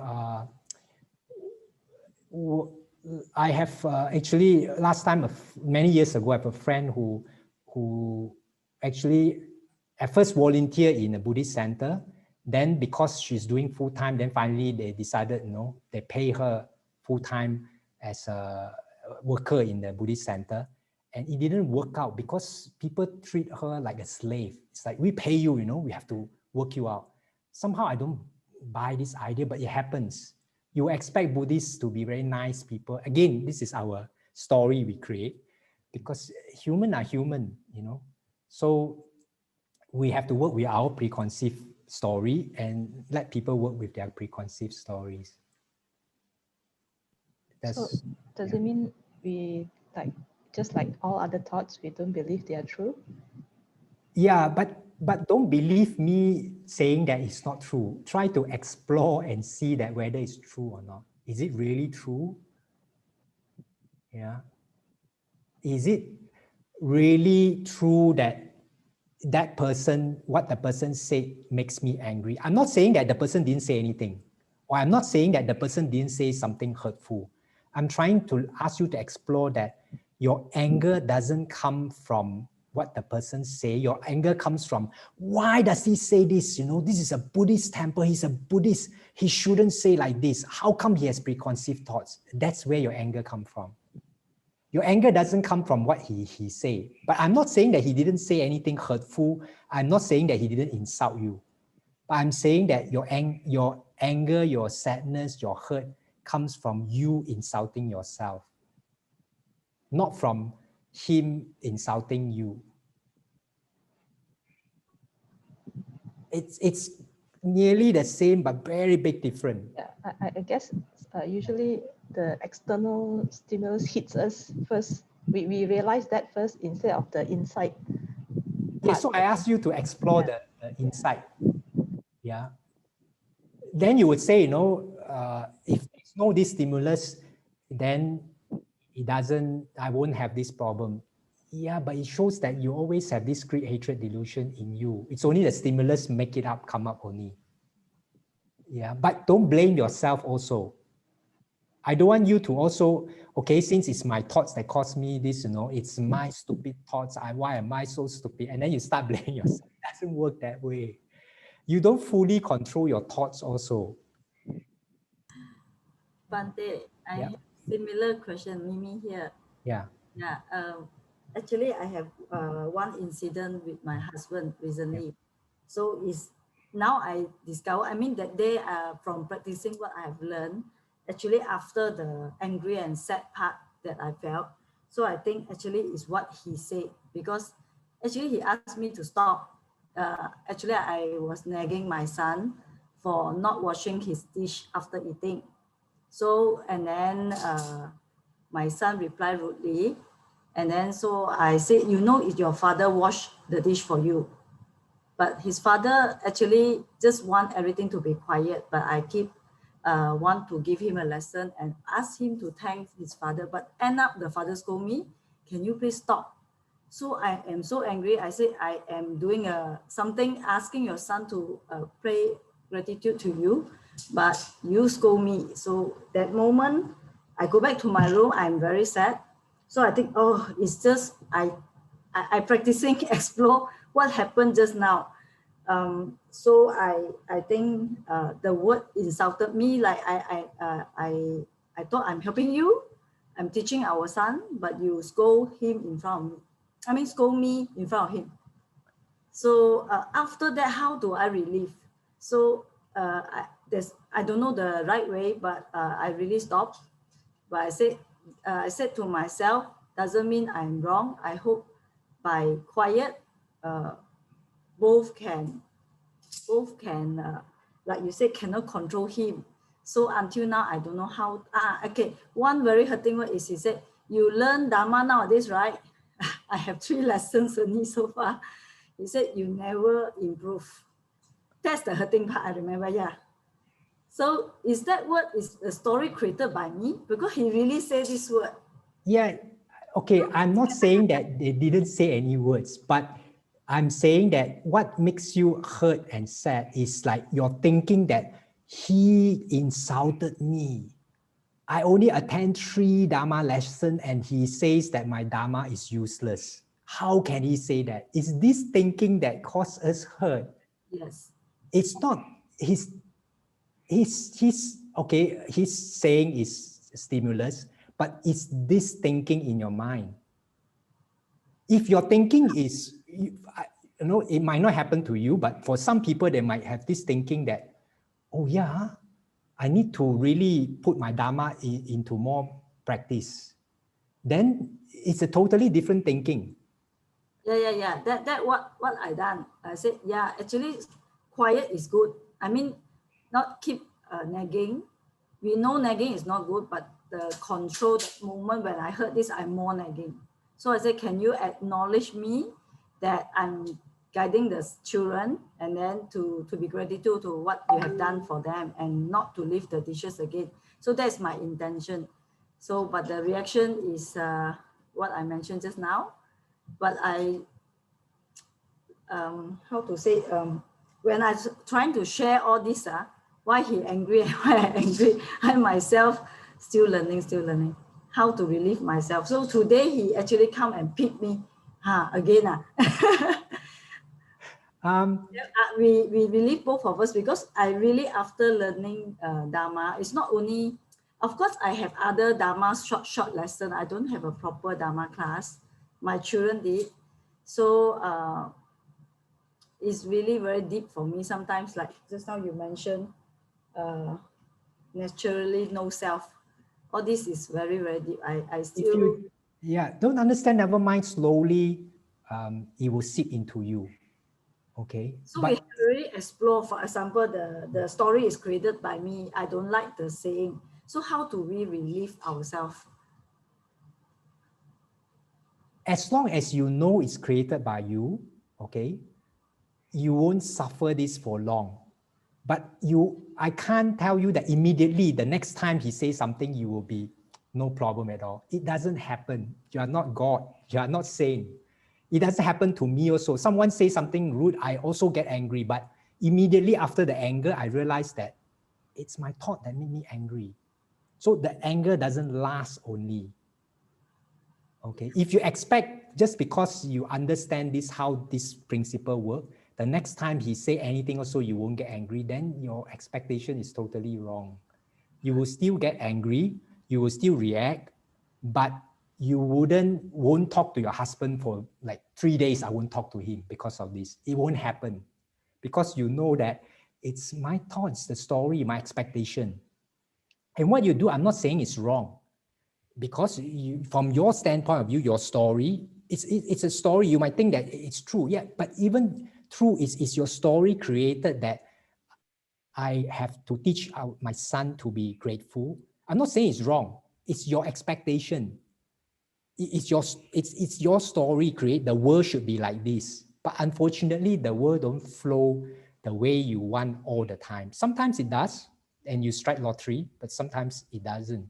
So you can go ahead, I'm not saying that don't desire things. You can still go ahead to desire that things should work this way, as in my son should learn something about appreciating the father and so on. You can go ahead and desire. But if you get angry and sad every time what you desire doesn't come out, then your life will be, very... But I have a short reflection after that.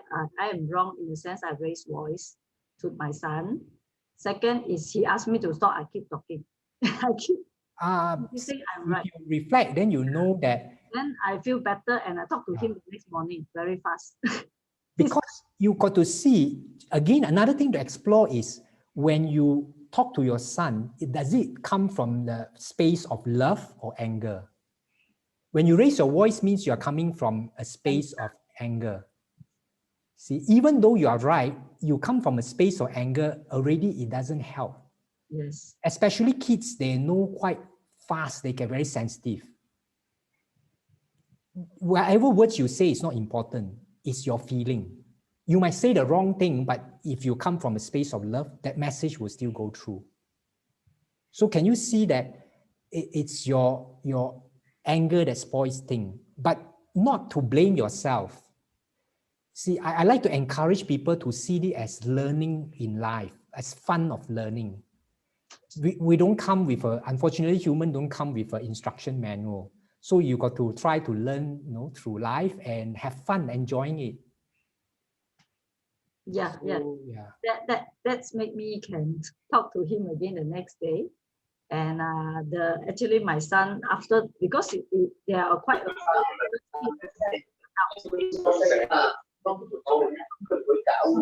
you got to unmute. You got to mute someone. Yeah. Okay, go ahead. Actually the next day he do the dishes himself again. He wash. Yeah. So you get what you want in a sense, Yes. So, but the way you go about it, so you can improve next time. You can learn next time. Thank you, Bade, for reminding. Okay. So we have few questions. But on this point, I never forget one thing when I was working. I want to share very quickly this story since you mentioned this. When I was working, every single leave that I have, I use it for meditation retreat. So everyone in my colleagues knows that this guy is a meditation fanatic.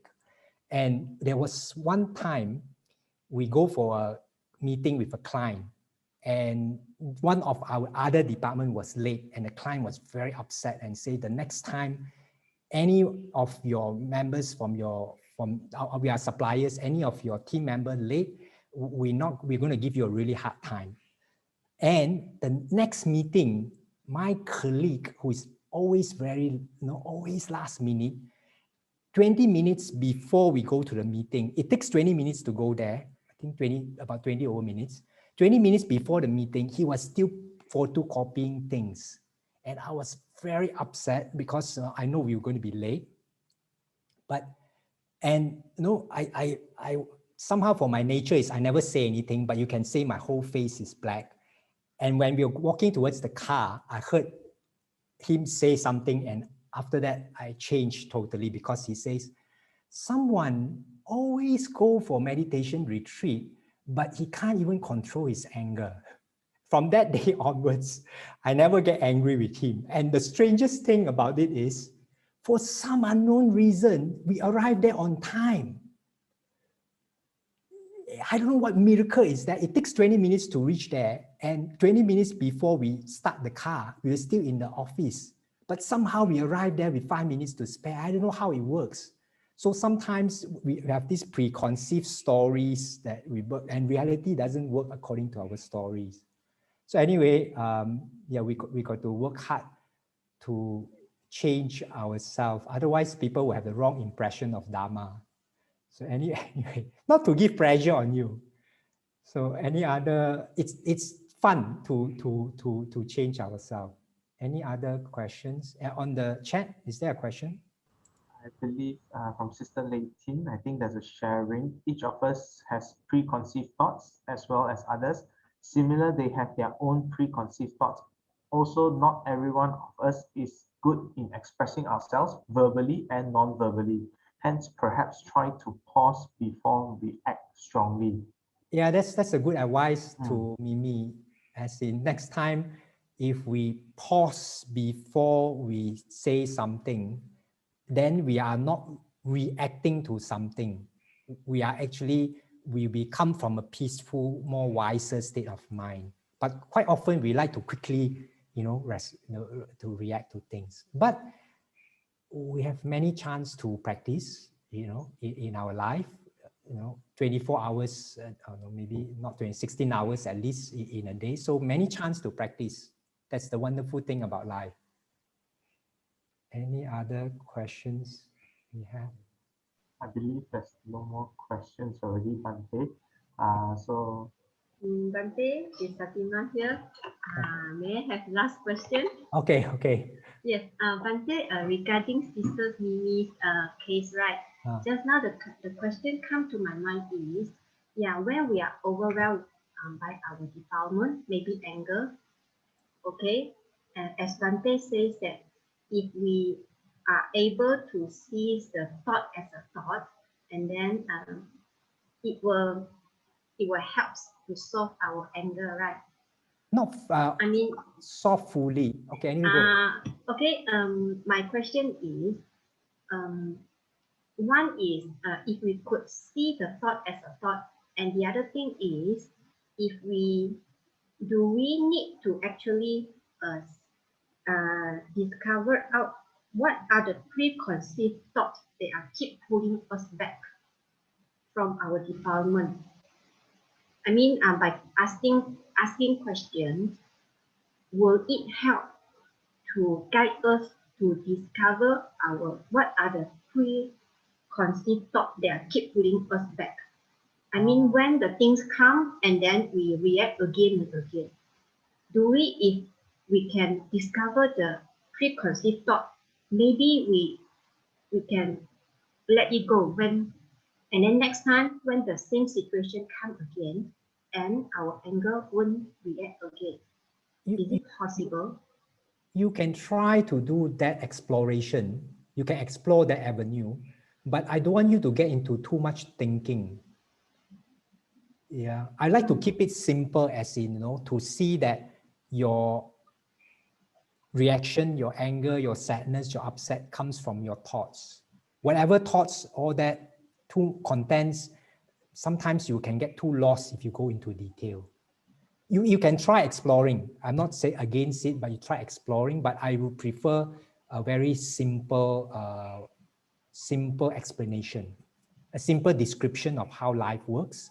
And actually, it's not even a prescription, it's how life works. As in, you feel, you experience your thoughts, not the situation out there.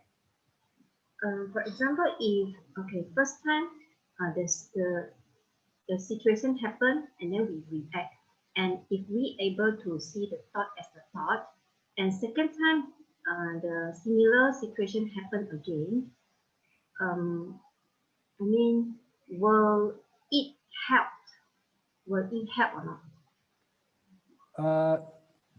You can keep practicing this. You can try, but it doesn't, because every situation is different. When second time it happens again, it's not exactly the same situation. No? That's the problem in life, is you never have exactly the same situation. It's always a different variation of a situation. So you can try exploring your preconceived thoughts, but it can be slightly different preconceived thoughts. If you explore a universal fact that all your experience come from your thoughts, then it's easier that way. Okay, you can try to experience preconceived thoughts and all that, but I don't want you to get into too much thinking. But even if you know that, sometimes you get lost, because there's someone who teach this, and then one day he got very jealous. The wife is talking to too many men, and then the wife talked to him and says, it's your thinking that, because you're thinking too much that, about me talking to other men, that caused you to be jealous and upset. And the husband say, yes, I know, but can you just let me continue to be jealous for a while? So sometimes we know we are stuck in there, but we cannot get out. It's not that bad because we know we are stuck in there. It's not as bad as you don't know. It's just that at that moment, sometimes you can't, we are human, we can't get out from there, but we know we are stuck in there and it's our fault. So like this husband said, yeah, I know it's my thinking, but can you just let me to continue be jealous for a while? I will get out from it later. So he can't get out only at that time. So you can't pressure yourself to get out from the anger. But as long as you know where the anger comes from and you know that it will go away, it's impermanent, then you are not in stress. Everything flow naturally. Yeah, flow naturally. Yeah. Okay, thank you. Okay, Maybe Bhante, we shall move on to the dedication. dedication of and merits. Yeah. Yeah. Okay. Okay, so we will share merits with all the devas, all the Dharma protectors, all guardian deities, share merits with all sentient beings, share merits with all family member, relative, friends, especially departed family member, relative, friends, and ancestors. Make aspiration always with the wise, avoid the foolish, be free from greed, hatred, delusion. At the end, again, share merits with all beings, wishing all beings an equal share of merits. Etawata cha'amehi sampadang punya sampadang sabe dewa numodantu sabba sampati sitya. Etawata cha'amehi sampadang punya sampadang sabe buta numodantu sabba sampati sitya. Etawata cha'amehi sampadang punya sampadang sabe sata numodantu sabba sampati sitya. Idame nyatinang hotu sukita hontu nyatayo. Idame nyatinang hotu sukita hontu nyatayo. Idame nyatinang hotu sukita hontu nyatayo. Imina punya kamena mame bala samagamo. Satang samagamo hotu yawa nibbana patiya. Idame punyang asawa kaya wahang hotu. Idame punyang nibbana sa pacayo hotu. Mama punya bagang sabba satanang pajema. Te sabe me samampunya bagang labantu sadu sadu sadu. Okay. Honorable sirs, brothers and sisters, we have now reached the end of the session for today. Just a quick announcement. Next week, we'll be actually launching our first online course, Buddhism for You Online. It's a correspondence course starting next Friday on the 12th of March. For those that have already registered, please check your emails over the next few days as there will be some update on the reading material. Also, please just to share out if you have any friends that are interested or people that you think that may benefit from this course, just let them know as well to enroll because I believe we still have some space available. And also, it will also be guided by Bhante and Nina as well for this course.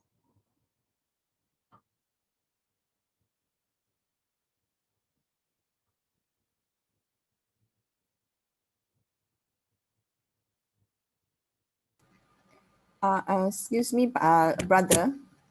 Can I ask a question? Sure. I'm a bit confused. I think I registered. So that means to say that the next week onwards, the series will be totally start a different one. Yes, that would be Buddhism for You. But it's also but it's also same day on Saturday, 8 o'clock. It's on Friday. Yeah. Sorry, Sister Adrian, is it? The Buddhism for You course is every Friday, 8 p.m. Oh, okay. Then Friday, what about 8 p.m. Yes. Okay, Friday. It will be next Friday. Start the new series. No, that one is the Buddhism for You course. Whereas for this current Exploring Reality series, I think Bhante has agreed to continue this series once a month. So it will be the first Saturday of the month. Oh, that's why I was a bit confused of these two. Yes, it's a different series. Yes, different. Oh, okay. So next Friday is a new series, but it's on Friday. Well, Saturday one is only once a month.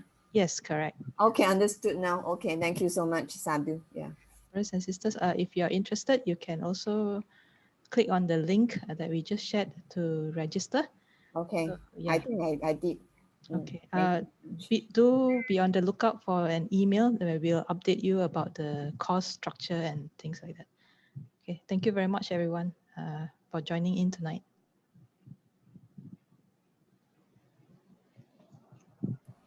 Thank you, Pande. Good night. Thank you. Thank Thank you. Good night.